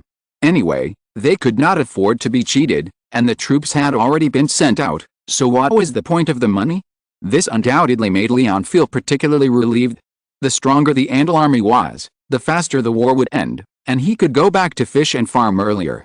And as Jubal Harlan finally finished shouting loud slogans in front of the army, this huge army finally began to move slowly towards the direction of Walrus's tent. Although the formation was a little messy, this huge army of 40,000 to 50,000 people was enough to bring enough deterrence to the enemy on the opposite side. Ramesel Gran looked at the Andal army that had already formed a battle formation not far away from him. He couldn't help but feel a little worried. Yes, the Walrus people can really fight. However, with a very obvious disadvantage in numbers, the reason why the Walrasian Eastern Front Army was able to confront the Andal Kingdom on the border was only because of its reputation in the past. Now, the capture of Brunabant and the drinking of the little red bottle were enough to make the Andal Kingdom's soldiers forget their fear of the Walrasian people for a short time. So that Ramesel Gran was facing a dilemma at this time. The Walrasian people were indeed brave, but in many cases, bravery did not mean strong limbs and simple minds. At least the Walrasian nobles, especially the Walrasian royal family, were not simple-minded. Fight or not? If you want to fight, then the probability of winning will be extremely slim. But if you don't fight, even if you can preserve your manpower, fleeing without fighting will also be a failure on Ramesel Gran's resume. Damn it. Damn Olaf Bondi. Lamishulgran couldn't help cursing for a while. Retreat. Retreat. After weighing the pros and cons in his heart, Lamishul finally made a decision. The military intelligence briefing on the current situation in the Principality of Norton had been urgently sent to the Walrus Royal Court a few days ago. Compared with the total defeat of the army after the battle, a direct retreat can at least guarantee the manpower under his command to the greatest extent. According to the words of the Andal nobles, this is called a strategic shift. However, retreat is retreat. It is impossible for all the people in Walrus's army to ride four-legged war horses. For example, those sloppily dressed slave soldiers had to be abandoned by Lamishul and used as human sandbags. As a result, the Andal soldiers who had been bullied by the Walrus people felt that their bodies were also full of strength for the first time. After just one round of arrow rain, the slave soldiers who were abandoned were already in disarray. The entire battlefield was directly in chaos, and everywhere was shrouded in waves of fierce shouts and killings. The cavalry led by León himself rushed through the chaos of the Walrus people. You should know that the cavalry in León's hands at this time were not just the Antolian army that temporarily replaced cavalry with infantry. There were also Andalgard's cavalry that had just been allocated by Eubal Heron. Even León, a Marquis, even under the protection of several personal guards, personally killed dozens of panicked fleeing soldiers in front of many Andal nobles. It was not for anything else, but to further consolidate his reputation as a capable fighter. Reputation is a double-edged sword. When you can survive and develop, the lower the better, but if you can't survive, you naturally have to change your mindset. The louder it is, the more it can scare the villains who covet the wealth and fiefdom of the Ximena family. I suggest taking advantage of the victory to pursue the victory, go east along the south bank of the Chillon River, and directly fight to Bolton. When León stepped into the tent wearing armor stained with blood, he gave this suggestion without hesitation. The corners of Eubal Harlan's mouth twitched slightly. He felt that León was a little radical. But it suited his taste. If he could not pursue the victory and drive the Walrus people to the north bank of the Chillon River in one go, then if he waited for these barbarians from the north to come to their senses, it would be hard to say when this war would end. León wanted this war to end quickly, and as the Minister of Military Affairs, Eubal Harlan also wanted to. After all, the Andal Kingdom would spend a lot more for every day the war lasted. But long-distance travel will inevitably lead to a decline in morale. The Marquis's idea is good, but it is inevitable that he overestimates the ability of the Andal soldiers, right? A noble in the tent expressed a different opinion. Don't we still have the little red bottle? Hearing this, León couldn't help but reveal a polite smile on his face. Chapter 219. León's noble character is obvious to all. León will never forget his little red bottle. As a strategic material unique to Antolia, if he can't take this opportunity to make a fortune, León feels that he is not only sorry for the workers who work in the potion production workshop every day, but also sorry for the mage apprentices in Antolia and the ancestors of the Ximena family. After all, this thing can only be sold in large-scale wars. And after this war is over, there will probably be no more wars in the northern continent in a short time. Therefore, as the Marquis of Antolia, León naturally has to be responsible for his people and the Ximena family, and make a big profit before the end of the war. What should I do if my hands and feet are weak after a long march? Just take a sip of the little red bottle. Of course, León's proposal is not entirely for the benefit of Antolia. He really considers the Andal Kingdom. As León's voice fell, the expressions of the nobles present were different. Some looked surprised, some looked confused, and some fell into deep thought. He seemed to be seriously considering whether it was feasible, necessary, and valuable to rely on the little red bottle to fight all the way to Bolton. The most important thing was, how much money it would cost. No money this time. As if he had noticed the most tangled point in everyone's mind, León spoke very straightforwardly. Huh? This time, even the most calm military minister Eubal Heron couldn't help but show some surprise. No money. That's right. In this war, everyone is of one mind and one heart. What we are defending is the common interests of the Andal nobles. If at such a critical moment, the Antorians delay the progress of the war because of those money, wouldn't I have to bear countless infamy? Seeing this, León said righteously, as the patriarch of the Ximena family and as a Marquis personally appointed by His Majesty the King, I naturally have to do more for the Andal Kingdom. It's just... At this point, León couldn't help but look embarrassed, but his true colors were finally revealed. Both Antoria and the south bank of the Myrson River have experienced the ravages of war. The former has lost its population due to the invasion of Highland hounds, and the latter has suffered heavy losses due to the massacre of the remnants of the restoration of the country, so that there is an extreme shortage of manpower in the territory. So, Leon's words have not yet been finished. Eubal Harlan was keenly aware of Leon's purpose. That's right. This young Marcus has set his sights on those walrus fleeing soldiers who had just been captured in the war. All the prisoners are left to you to deal with. As the military minister, Eubal Harlan immediately accepted Leon's request. As a member of the Andal Kingdom's royal council and the supreme commander of this war, he still has this little power. After all, Leon has made too many merits and achievements in this war. If he doesn't give enough benefits, he will have to be made a duke. Although the interests of the nobles are roughly the same. But one more duke means one more person to share a larger share of the pie in the future. Compared to waiting until the end of the war to share the benefits with one more person, it is better to use the prisoners of war that everyone despises in advance to meet Leon's demands. Lord Harlan is wise. Hearing this, Leon's face immediately showed some joy. The prisoners of war after that. They belong to you too. You can take away all the slave soldiers captured in this battle. Eubal Harlan said without hesitation. In that case, the little red bottle can be delivered to the military camp today. You know, as the most important business partner of Anatolia, as early as when this war started, Antonia's caravan had already transported carts of little red bottles to the west of the kingdom at Aaron's request. This is also the important reason why the Duke of Mercia dared to issue an order to defend the city to the death when facing the Anatolia army suspected to be walrus cavalry.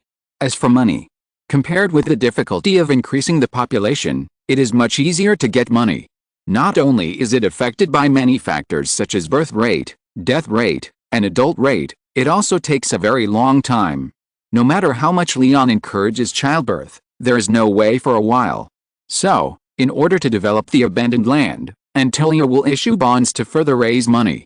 Whether it can take this opportunity to get more people back is the top priority that Leon cares about most.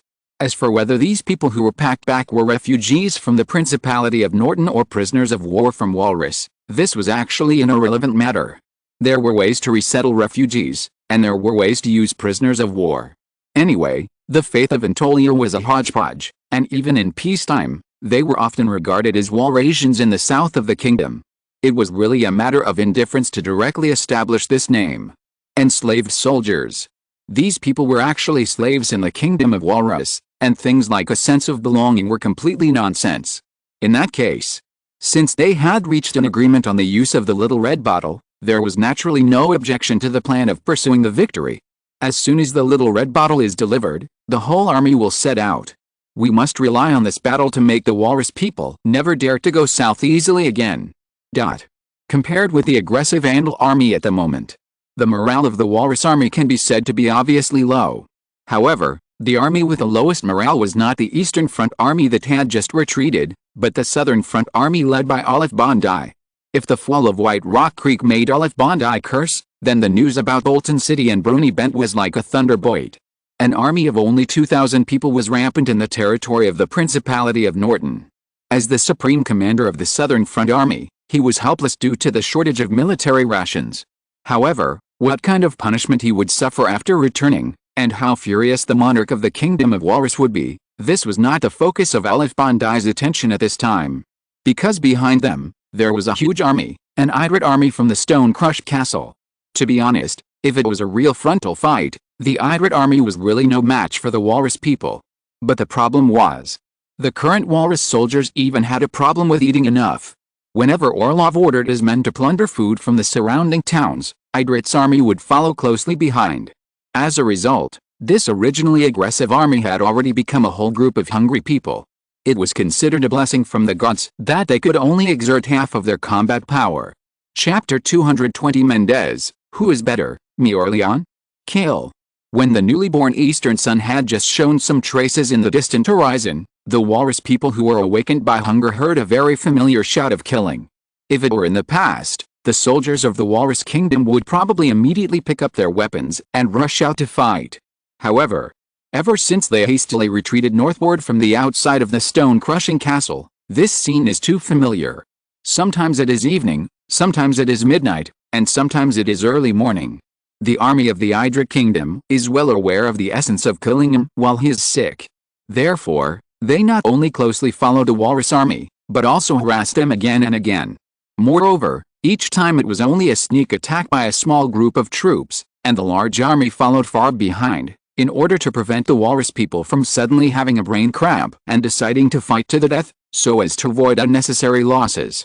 After all, according to the current situation, the longer the time drags on, the weaker this southern army with all hungry people will become. From here, we can naturally see the disadvantages of a vast territory.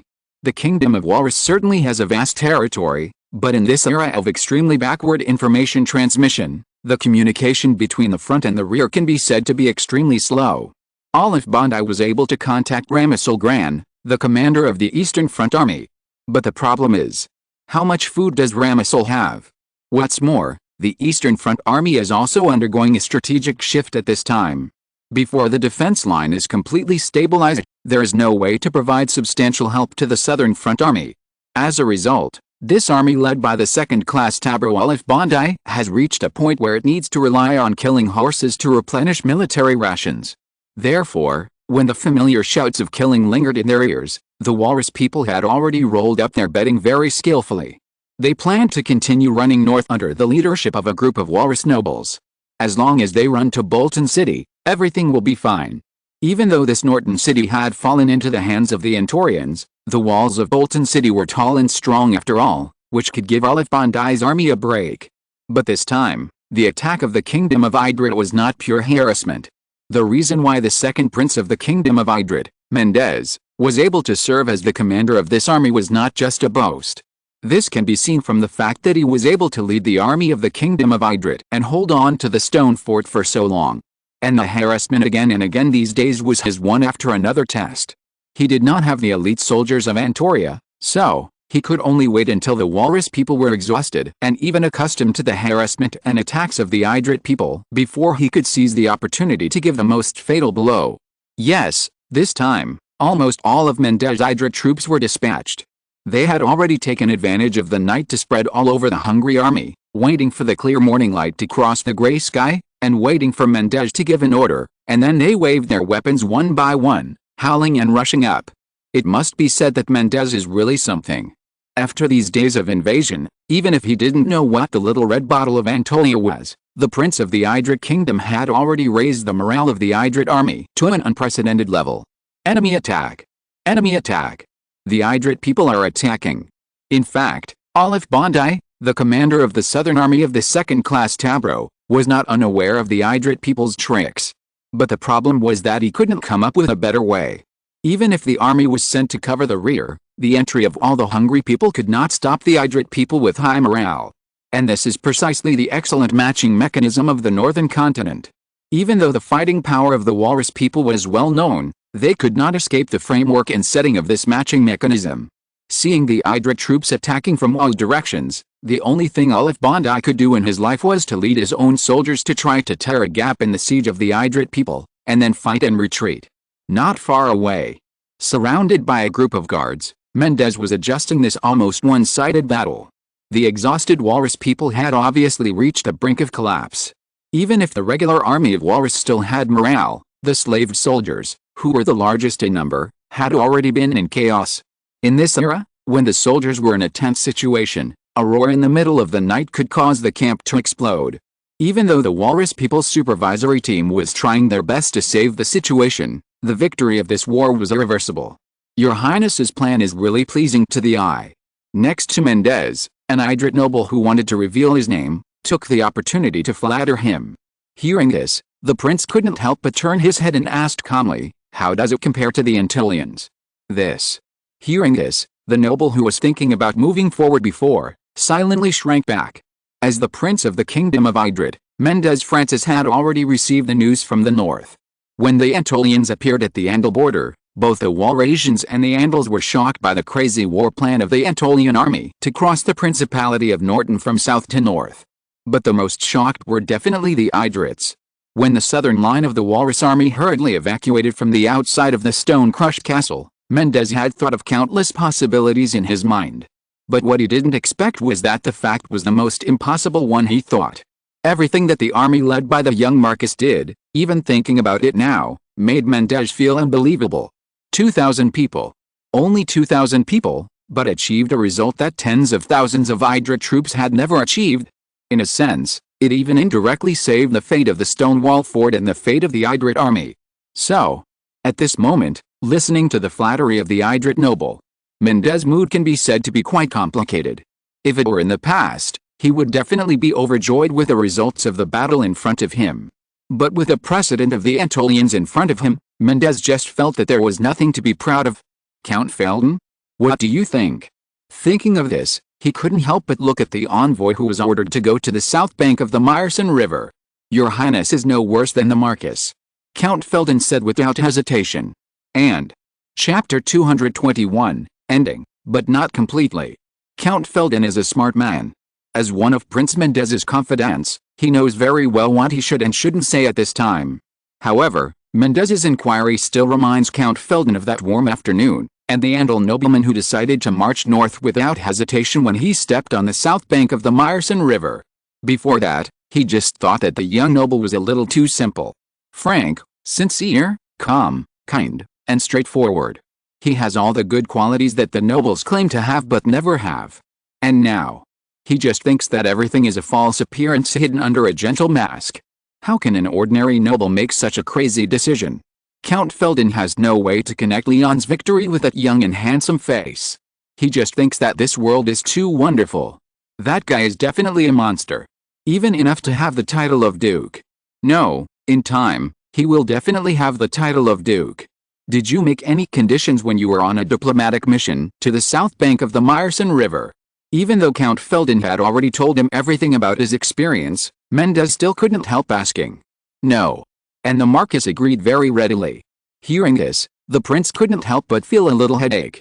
Even the good mood of the victory in this battle was diluted a little. If conditions had been made, then the help of the Antolians to the kingdom of Idrid could be regarded as an equal exchange.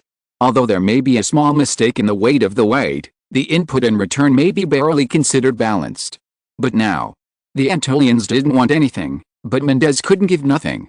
After all, this is a major event related to the international image of the kingdom of Idrid. In this case, after the victory of this battle, you should talk to the Antolians and see what they want. Count Felden couldn't help but be stunned for a moment, thinking that something bad was going to happen. Even though the meeting with Leon was quite pleasant, the Earl always had a strong premonition that he was probably dealing with a hot potato. All if Bondi did not arrive at Bolton after all. Because the second-class tableau of the Kingdom of Walrus had died in the chaos of the Idrid attack. However, this does not mean that Bolton, a fortified city located on the south bank of the Chillon River, can avoid the war again. Because at this moment, a series of colorful flags have already surrounded the city. Each flag represents a noble. The noble private army of the Andal Kingdom, the coalition forces of the eastern countries, and the expeditionary force of the Principality of Pelissia. From a distance, it was densely packed. And this was exactly what Ramicelgrand had not expected. Standing on the towering wall of Bolton, Ramicelgrand's eyes swept across the tents outside the city and stared at the extremely conspicuous double-headed eagle flag. If it weren't for the surprise attack of the Antolian army and the serious mistakes made by the southern army, the balance of victory should have tilted towards the Walrus people. Ramicel has always believed this. What on earth is wrong with the Andals? Did they eat bullwhips or ginger? Why are they so fierce all of a sudden? The Walrus nobles around him could remember how many times this royal child had vented his anger in front of everyone. The arrival of the Antolian seemed to be a catalyst, revealing the violent side of Ramicelgrand's heart. And every time he got angry, he would beat several slave soldiers to death. But, no matter how unhappy Ramicel was in his heart, he couldn't change the established facts in front of him. That is, the south bank of the Chillon River has almost been completely controlled by the Andal Kingdom and reinforcements from various countries. If the north bank of the Chillon River was not still controlled by the Walrus people, the plan to invade southward could even be declared bankrupt. Looking at the scene in front of him, Leon, who was outside the city, finally breathed a sigh of relief. Fighting all the way from the Andal border to the city of Bolton, the Andal nobles finally did not let down this time. With the blessing of the Little Red Bottle, the coalition forces forced their energy and physical strength to rush day and night, and fought all the way to the city of Bolton. This is stable. As long as Bolton can be taken down again, or even just surrounded, this war will almost be over. Military Minister Eubal Harlan had already talked to Leon. Wilbert, I did not intend to take the territory on the north bank of the Redwater River. Anyway, there is no concept of not giving up an inch of land in this era. The land on the north bank is already barren and desolate. Even if it is taken down, there is no danger to defend, which will make this war more and more uncontrollable. Even if there is a buffer zone after taking it down, this so-called buffer zone is actually not very meaningful. And the walrus people also have to be proud. If you can't get anything, it will be difficult to explain to the country. It would be better to negotiate and avoid unnecessary losses in the future. It is precisely with this view that, according to the news Leon received, the envoy sent by the leader of the coalition, King Wilbert I of Andal, had already set off for the Kingdom of Walrus a few days ago to exchange views on the peace talks between the two sides and the price to be paid for the redemption of Bruni Bent. There is no way. Leon is still a noble of the Kingdom of Andal. Even if this walrus military god was captured by him, it is impossible to bypass the king and talk directly to the walrus people for a while.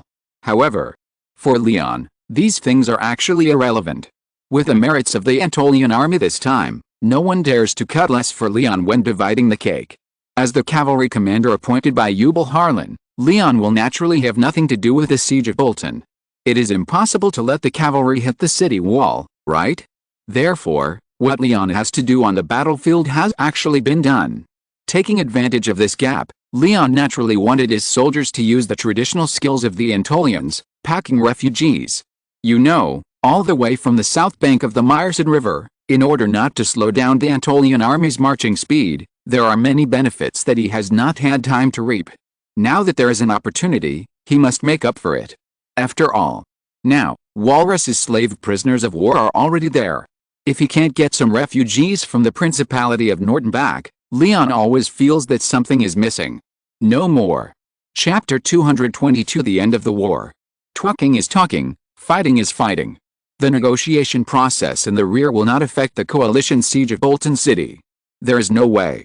Whether the Walrus army in Bolton City is besieged or captured can be said to be related to two completely different bids. The benefits that the warring parties have to pay or can get are also completely different. And as time goes by, the first to arrive is not the result of the negotiation, but the army of the Kingdom of Idrit. Since then, the Idrit army and the Andal coalition have finally successfully joined forces under the city of Bolton, the old capital of Norton. It was also on this day that the two sides were noisy with gongs and drums, blowing and beating, and it was so lively. After all, this marks that the war in the Principality of Norton has finally come to an end, which means that the situation in the northern continent has finally ushered in the long-awaited turning point. This is definitely a world-famous painting that will be hung in the Andal Palace in the future. I wonder who is the Marquis of Antolia. At the welcome ceremony, Prince Mendez of Idrit's eyes swept through the crowd from time to time, and he couldn't help asking after all. Leon. He went to recruit refugees. Eubal Harlan shook his head helplessly. This young Marquis is good in every way, except that he can't walk when he sees homeless refugees. He always wants to take them all back to Antolia. The Marquis of Antolia attaches great importance to population.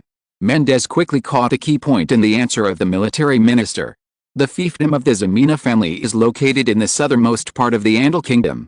The degree of chaos in that land is second only to the north of the kingdom, so the population under its rule has always been pitifully small. Eubal Harlan explained kindly. Hearing this, Mendez couldn't help but reveal a little thoughtfulness in his eyes. To be honest, Leon actually didn't approve of this typical practice of opening champagne at halftime. Even though the news that the southern army of the Walrus Kingdom collapsed completely and the commander of the southern army, second class to Bureau Olav Bondi, died in the chaos came with the Idrit army, Leon still felt that it was better to be cautious.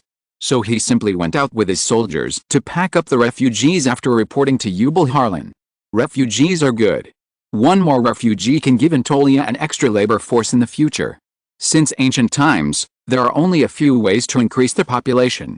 Either encourage childbirth or provoke civil unrest in other countries to accept refugees. Since the Walrus people have taken the initiative to help the Ximena family take on the trouble of starting a war, Leon will naturally make good use of it. But packing is packing. Eubal Harlan still gave Leon a good advice. This land will eventually become the territory of the Andal Kingdom in the future and become the fiefdom of other Andal nobles, so as an Andal noble, León still needs to show mercy. At this time, Neon Town has just finished a drizzle. It brought some coolness to this hot summer. Feeling the breeze on his face and listening to the shouts of the Andal army not far away, León felt that life was particularly comfortable at this time. From the Andal border to the old capital of Norton, the soldiers of Anatolia captured more than 16,000 slave soldiers from the Kingdom of Walrus. Although it has just exceeded 10,000, it is still a gratifying harvest.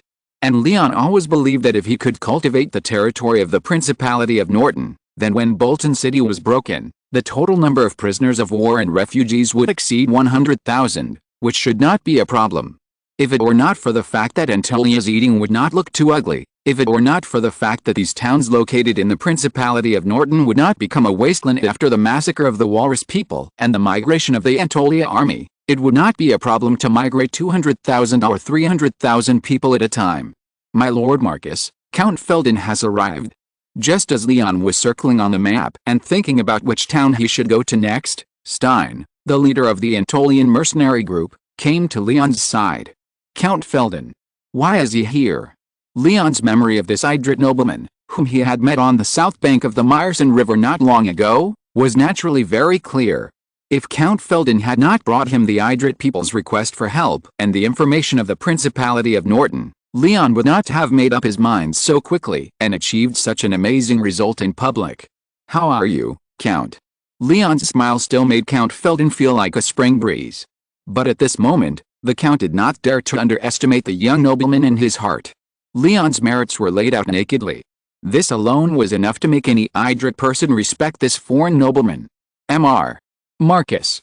Count Felden quickly put on a smile on his face. Thank you for your selfless assistance to the Kingdom of Idrit. You will surely gain the friendship of the Francis family of the Idrit royal family.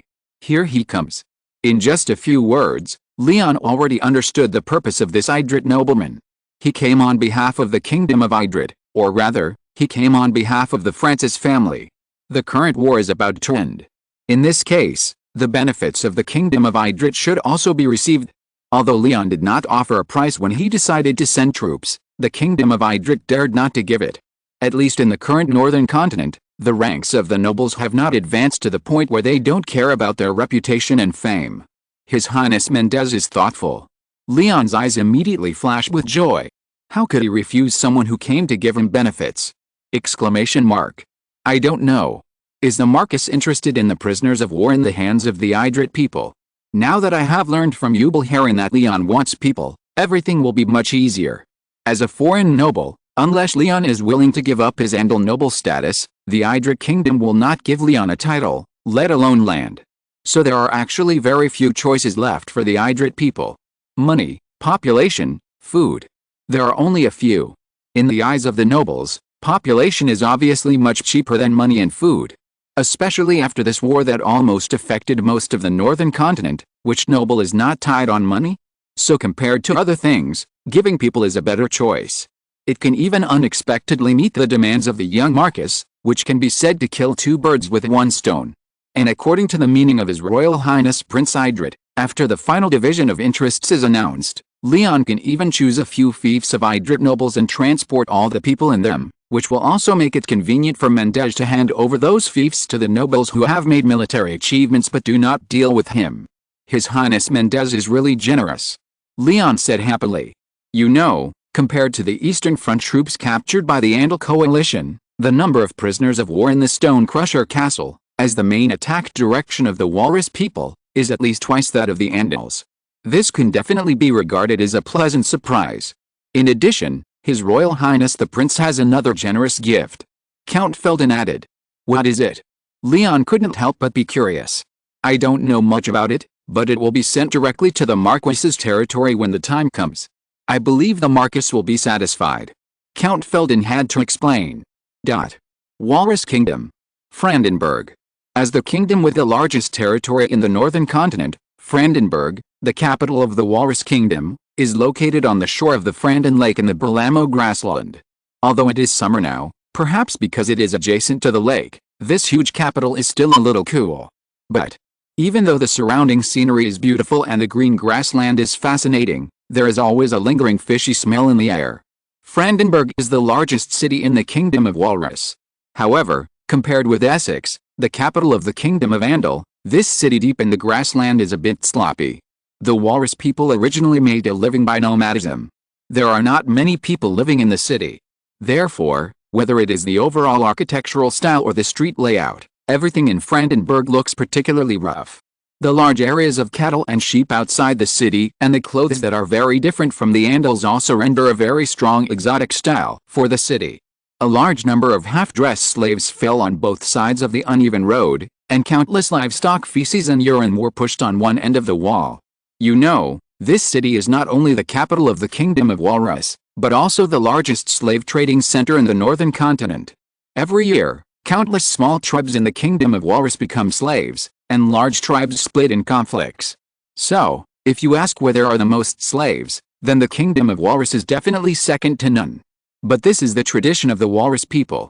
Every Walrus person grew up on horseback.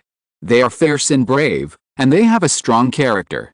It is precisely because of this that the Walrus Iron Cavalry has made a great reputation in the northern continent.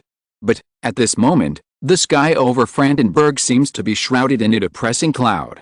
The war report from the south has already reached the capital of the Kingdom of Walrus, and this has undoubtedly caused an uproar in the city. There is no doubt that this is the most serious defeat suffered by the Kingdom of Walrus in the past decade of foreign wars. It will be a heavy blow to the reputation and rule of the Grand Family. Moreover, among the Walrus nobles who went on this expedition, the only first-class tabra Brani Bent was captured. As for the other 3 second-class tabras, except for Ramaselgran who was besieged in Bolton by the Andal coalition, the other 2 were missing and had lost contact, most likely dead. The simple word anger was not enough to describe the mood of the Walrus monarch at this time. However, in addition to being angry, the ruler of the Walrus Kingdom had to seriously consider the proposal of the Andal Kingdom. Yes, at the same time as the battle report arrived, the Andal envoys from Essex had also arrived at the royal city on the shore of Lake Flandon. The Walrus army in Bolton City has been surrounded. It is only a matter of time before the city is broken. If a decision cannot be made as soon as possible, then welcoming the Walrus people will be a more serious turmoil. After all, although the military strength of the Walrus Kingdom is far superior to the coalition, it also has a more vast territory. This means that while sending troops to attack, the Grand Family must also take into account the stability and rebellion of various parts of the Walrus Kingdom. You know, the Kingdom of Walrus has never been stable. There are countless conflicts between tribes. If the Grand Family could not suppress all unstable factors with absolute advantage and iron-fisted means, the entire Kingdom of Walrus would fall into chaos and conflict. So, the progress of the peace talks can be said to be quite smooth, because the Walrus people's brain circuits have always been very straight. As long as you can beat him, then you will have the qualifications to negotiate with the Kingdom of Walrus. But if you can't beat him, then Brandenburg will inevitably usher in a large number of new slaves. Strength is what the Walrus people believe most in. And now, the Andal coalition has proved its strength with actual actions, and this war naturally has the possibility of negotiation. The Chillon River is the boundary. The land on the north bank of the Chillon River belongs to the Kingdom of Walrus. The land on the south bank of the Chillon River is divided by the Idrit and the Andals. As for Bruni Bent, even in the simple values of the Walrus people, the defeated have no value. But the Grand Family had to consider Bruni Bent's reputation, or the influence of the Walrus Northern Tribal Alliance represented by Bruni Bent. 1,000 cows, 2,000 sheep, 3,000 slaves, and 2 trade licenses. This is the ransom that the Walrus Kingdom offered for Bruni Bent. When the news reached Leon's ears, the young Marcus was naturally overjoyed. That's a cow. No matter in any era, this is a huge fortune. What's more, for the Ximena family, which is in urgent need of labor to open up wasteland, this is definitely a profit that cannot be underestimated. The war is over. As the news of the signing of the peace agreement reached the front line, this war, which lasted for nearly half a year, finally ended in this midsummer. However, although this war has ended with the signing of the peace agreement, for all parties involved in the war, the distribution of benefits after the war has just begun from this moment. Today is gone. Chapter 223 Leon returns to his loyal fiefdom. As the joint defenders of this war, with the end of the war, The Kingdom of Idrid and the Kingdom of Andal finally sat across the negotiation table again. Both the Andal royal family and the Idrid royal family have claims to the title of Duke of Norton. However, after just experiencing a tragic war, it is obviously unrealistic to fight another war for the throne. Therefore, dividing the former territory of the Principality of Norton through negotiations naturally became the first choice for both sides. After 2 weeks of negotiations, a brand new Norton map was successfully produced on the negotiation table under the witness of many nobles of the two countries. Bolton, Whitestone Creek, Rumblestone Castle.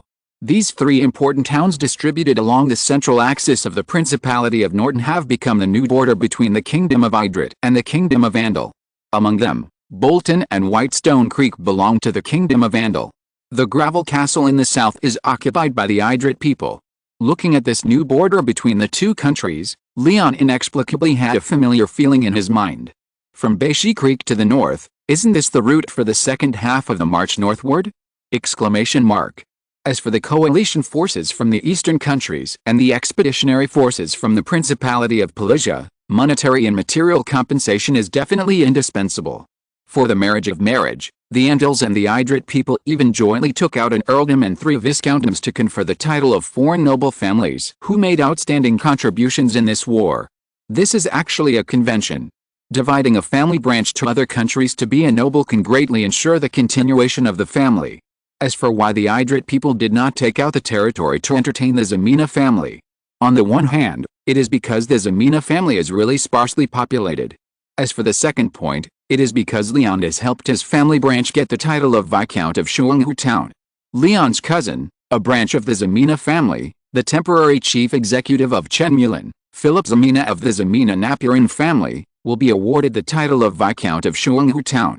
This is a deal reached between Leon and Wilbert I. After all, if Leon was made a duke directly, it would be too conspicuous. Leon was also not very interested in the so-called duke title or the qualification to attend the imperial meeting. After all, he did not need to get more respect through his title now. He was already the only Marquess in the Andal Kingdom, and this title was enough for Leon now. He hoped to get other benefits. For example, population, strong containment, and convenience for the Antolians when they expanded their territory. The title of Viscount of Shuanghu Town was purely a gift from Wilbert I, who wanted to turn strong containment into weak containment. Fighting a war made his cousin who was far away in Chenmulan a Viscount. To be honest, Leon was a little speechless.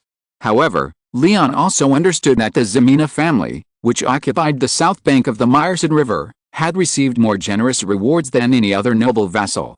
If he kept talking about the benefits after the war, it would seem too greedy. Therefore, he even divided a part of Bruni Bent's ransom to manage relationships and maintain friendship. There was nothing he could do about it. Today's Ximena family is indeed much stronger than before, but it is not strong enough to ignore the nobles of other kingdoms. Only by getting along well with the nobles around the king, especially those in the royal meeting, can he avoid being too prominent. And with the end of the division of post-war interests, His Highness Mendez, the second prince of the Kingdom of Idrid, finally asked Count Felden to bring a message to Leon. Anlin City, Brett City and Tide Town. His Highness Mendez said that the refugees in these 3 noble territories can be taken away by the Marquess. Are the nobles who obtain these fiefs against His Highness Mendez? Leon asked curiously. Count Felden did not intend to hide it, and simply said, the nobles who obtain these fiefs are all supporters of Prince Altus, the younger brother of His Highness Mendez. Hearing this, Leon nodded gently. The internal strife among the heirs of the Kingdom of Idrid has nothing to do with him, but the refugees in these territories are related to him. Since Mendez decided to lend a hand to the Buddha, Leon would naturally not be polite. If the nobles of the Kingdom of Idrid have any opinions, then go to your Prince Mendez. What does it have to do with my Andal nobles? His Highness Mendez is thoughtful. This is what the Marquess deserves. Count Felden said. The war is over. It's time for Leon to go home. He plans to return the same way.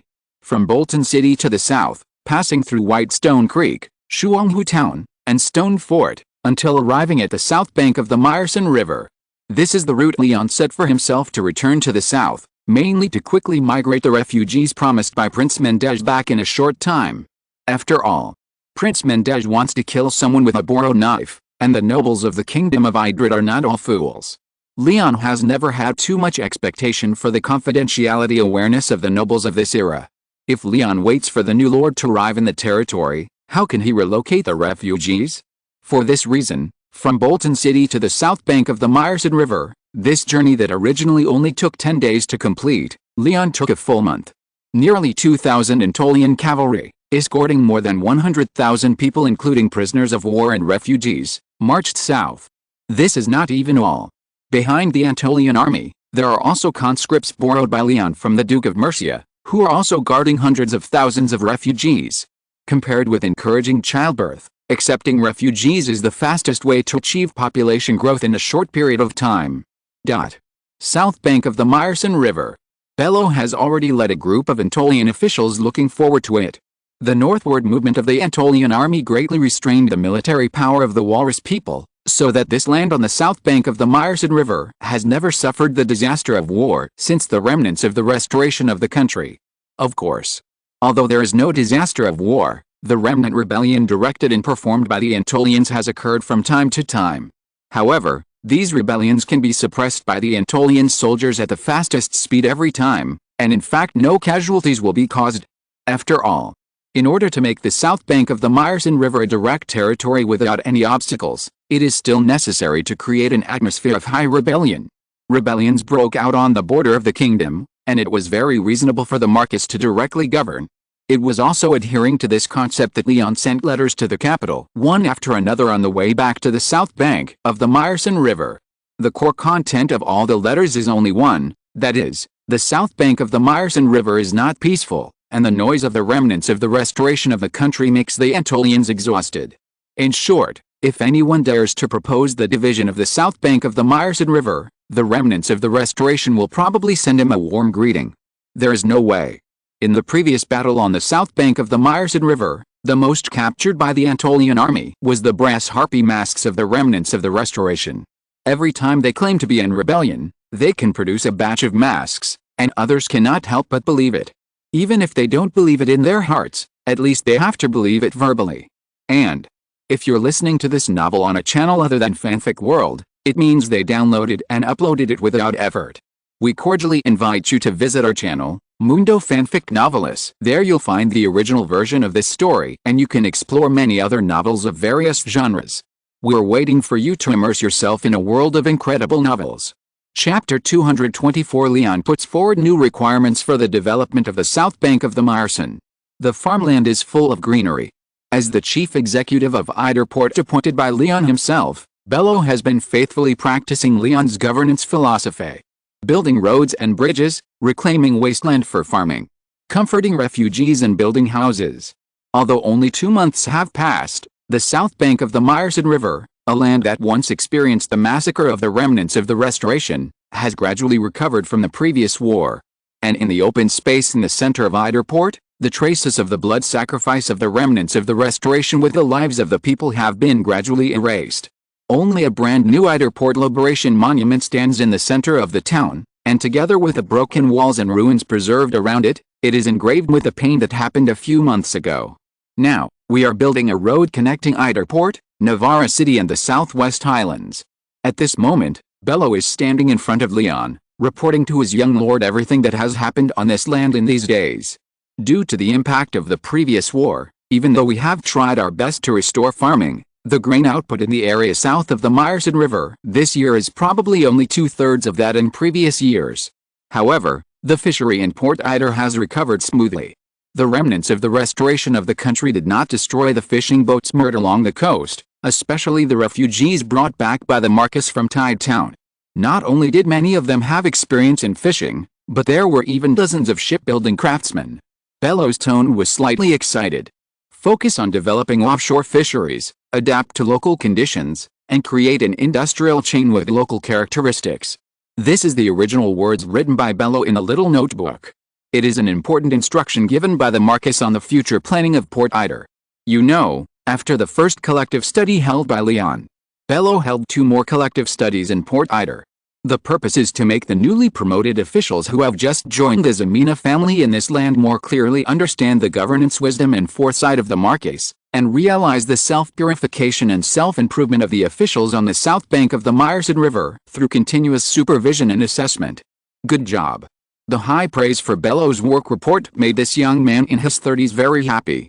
Is there any possibility that the south bank of the Meyerson River can lead to the abandoned land? Leon added. It is being explored now. Bello answered truthfully, the mountains here are far less steep than the southwest highlands, but the dense forests between the mountains have seriously hindered the exploration process of the Antolian soldiers. However, even if it is probably going to take a lot of manpower and material resources to get through. Otherwise, this land would not have been invaded by the plateau hounds for all these years. Hearing this, Leon nodded. What Bello said is not without reason. But no matter how difficult it is, some things need to be done. As for the manpower that Bello mentioned, among the population that will be migrated this time, in addition to the slaves and prisoners of war from the Kingdom of Walrus, half of the refugees can stay on the south bank of the Meyerson River. Although the main purpose of migrating the refugees this time is to fill the problem of insufficient population in the abandoned land. But with so many people going at once, the abandoned land will definitely not be able to bear it. There is no way. It takes time to reclaim farmland. Even with the help of the land compactor, Fort Wilson cannot carry so many people in a short time. It is better to divert part of the area on the south bank of the Meyerson River first, and make this land one of the most important granaries of the Ximena family as soon as possible. You know, even during the reign of the Principality of Norton, this land has always been known as the Granary of the South. And now, this land is tightly held in the hands of the Ximena family. If it is properly managed, it will be no problem to double the grain output in time. Food, money, and population. This is undoubtedly a necessary condition for expanding territory. Only by making this land a stable food supply base for the Antolians can we avoid the worries of food shortage. To be honest, although the food production of the Antolians has been increasing under Leon's diligent governance, but the population is also growing, especially during wars. Although the influx of a large number of refugees has made up for the shortage of labor, it has also made the Antolians face the problem of food shortage again and again. This seems to be a cycle, making Leon painful and happy. The bridge over the Meyerson River must be built as soon as possible. Before returning to the Thorn territory, Leon said very seriously. In exchange for Bruni Bent's ransom, in addition to a large number of cattle and sheep, the 2 trade licenses from the Kingdom of Walrus also have extraordinary value. Especially as a traverser, Leon will naturally not ignore the economic benefits that can be brought by the special geographical location of Eiderport. Only with a trade license can the Antolian caravan have the qualifications to enter the Kingdom of Walrus for trade. You know, compared to equal exchange, the Walrus people prefer to compete with their own strength. So there are only 2 possibilities to get that trade license. Either it is a tactical recognition of the father, or it is to leave an indelible mark in the hearts of the Walrus people. And it is obvious that the Antolians are not the former. The capture of Bruni Bent may be just the capture of a prestigious Walrus nobleman for Leon. But for the Walrus people, it is enough to set off an uproar and cause a violent sensation. Therefore, the 2 trade licenses are not only the certificate for the Antolian caravan to enter the territory of the Walrus Kingdom, but also the certification of Antolian military strength. Even from the enemy's certification. Compared with the time it takes to start from the Thorn territory and then pass through the Andal Kingdom, going north directly from Eiderport or Navarre City is undoubtedly a better choice. Therefore, the construction of a bridge across the Meyerson River naturally needs to be put on the agenda. Even if there is a bridge on this river. But the existing bridge is too simple. If you run business all day, it might collapse one day. You know, although the Walrus people are barbaric and rough, it doesn't mean that there are no good things in the Walrus Kingdom. Whether it's cattle, sheep or slaves, these are all extremely important commodities for the Ximena family. What's more, the current Eiderport can be said to be located on the border between the Eidric Kingdom and the Andal Kingdom. As long as it is developed properly, there will be endless trade in the future. No more today is mainly a transition, my thoughts are a bit messy, and I need to sort them out. Chapter 225 Leon approved the establishment of the Abandoned Land Production and Construction Brigade. Whenever he returns, everything in Antolia seems to bring Leon a different kind of surprise. The wheat in the farmland has already shown a little golden color. During the previous civil war in the kingdom, León was unable to experience the harvest of the Antolians. But this time, he was lucky enough to catch up. Looking from a distance, it will only take another month or so for the farmland in Anatolia to be dyed golden, bringing the joy of a good harvest to the people living on this land. When the army holding the double-headed eagle flag appeared in people's sight, the people who were originally farming in the farmland around them spontaneously gathered on both sides of the road. Some of them are native Antolians, but more are refugees from all over the kingdom. The refugees that León brought back during the civil war in the kingdom have now recognized their identity as Antolians from the bottom of their hearts. This is identity recognition. Their clothes are aligned with the Antolians, and their words and deeds are exactly the same as the purest Antolians. Even many people began to actively accept and adapt to the traditions of the Antolians, and were proud of being able to live on this land. Many times, the impact of the environment on people is endless. In the simple moral values of the lower-level people, whoever can feed them and whoever can make them live is the most respected lord in their hearts. And there is no doubt that León is such a person. Although León is not very kind to the people, he is not harsh, nor does he blindly exploit them. The policy he pursues in his heart has always been sustainable. Exploitation is of course necessary. Every noble in this era is riding on the necks of the people and enjoying the life of aristocrats. But what León knows more clearly is that letting the peasants live in hunger and cold forever is not necessarily easy to manage. And the degree of hunger and cold that the people can endure is not something that any noble can easily control. The peasant rebellion that breaks out every few years in the Andal kingdom is a lesson learned. What's more, what's the point of exploiting a group of poor people? The more well-off the people of Anatolia are, the more benefits the Ximena family will get. This will be a positive cycle. And this is precisely the advanced vision he has as a traverser. It is for this reason that the return of the Antolian army has undoubtedly injected a shot of adrenaline into the hearts of the people. No one is more worried about León's safety than them. Because not all, or only a handful of lords, can treat the people under their rule as well as León. The people are ignorant but not stupid. They know very well that as long as León is alive and well, as long as the Ximena family still controls this land, they can have the life they have now. That magnificent army. It is not only the confidence of the Ximena family, but also the support for the stable life of the people. Looking at the prisoners of war and the refugees being urged by the Antolian soldiers, many of them even thought of their former selves. Just a year ago, they also came to this strange land in confusion and became subjects of a noble they had never heard of. And now, looking at the Antolian army not far away, Millet turned around and looked at his pregnant wife, feeling that his life had a purpose. He was just a farmer, and just a silhouette of countless refugees who migrated to Anatolia to make a living. As long as there was work to do and as long as they could eat. The requirements of the subjects were always very low. The old city of Thorn territory, the Lord's castle. It was not until he returned to his familiar study that León, who had returned to the territory, finally breathed a sigh of relief. Fighting or something like that can be said to be quite tiring. Even though León, as a lord, did not personally go into battle, he was always tense. León leaned lazily on the back of the chair, the sun leaped through the window coffin and sprinkled on the ground. Outside the castle were the personal guards of the Ximena family, which instantly made people feel safe. Aaron knocked on the door and sat in front of León with the help of the waiter. There are about 40,000 walrus prisoners captured this time, which is just enough to fill the problem of insufficient population in Fort Wilson. León took the initiative to speak. Are those prisoners escorted to the territory, walrus soldiers? Hearing this, Aaron couldn't help but show a look of surprise. He was not shocked by the strength of the Antolian soldiers, but by the weak stature and pale complexion of those people. They are all slave soldiers. León explained. You know, the soldiers of the Kingdom of Walrus can be roughly divided into two parts, regular soldiers and slave soldiers. The most elite of them are naturally the regular soldiers of the Kingdom of Walrus, that is, the tribal warriors of the Kingdom of Walrus. Drinking big mouthfuls of wine and eating big chunks of meat. One by one, they are fat and strong, good at fighting, and their stature is not inferior to the purest Antolians. They are the main fighting force of the Kingdom of Walrus. As for the slave soldiers who were escorted to Anatolia by León, slave soldiers can be said to be a specialty of the Kingdom of Walrus, and the reasons why they became slaves are actually different. Some are foreign prisoners of war captured in conflicts. For example, at this time, The north bank of the Chilin River was controlled by the Kingdom of Walrus, so Norton people living on the north bank of the Chilin River became slaves of the Walrus people.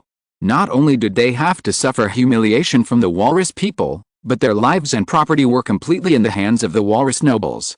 Another part came from the tribes that lost in the tribal conflicts in Walrus. The people of the Kingdom of Walrus are tough. Nomadism is their main production activity. In order to compete for better pastures and more livestock, conflicts between tribes have always been common. In these conflicts again and again, large tribes may be beaten into small tribes. Small tribes may be directly beaten into slaves. The slaves of the Kingdom of Walrus have always been inexhaustible. The main reason why Leon brought back all the slave soldiers was that compared to the group of fierce and brave Walrus regular soldiers, every slave had experienced countless hardships. As long as the Ximena family can give them food, they will undoubtedly be much easier to manage than other Walrus prisoners of war. You and Andrew will be responsible for the reorganization of those prisoners of war. Set up an abandoned land production and construction brigade in Fort Wilson, implement militarized management, and carry out propaganda. I estimate that it won't be long before these people can become members of the Antolians, and even have more hatred for the Walrasians than us. Leon said with certainty. And end of this chapter. Thank you very much for reaching the end. Don't forget to like. Looking for more exclusive content and immediate access? Subscribe to our Patreon. Remember, every like, subscription, or donation encourages us to continue. Thanks to everyone. See you in the next video.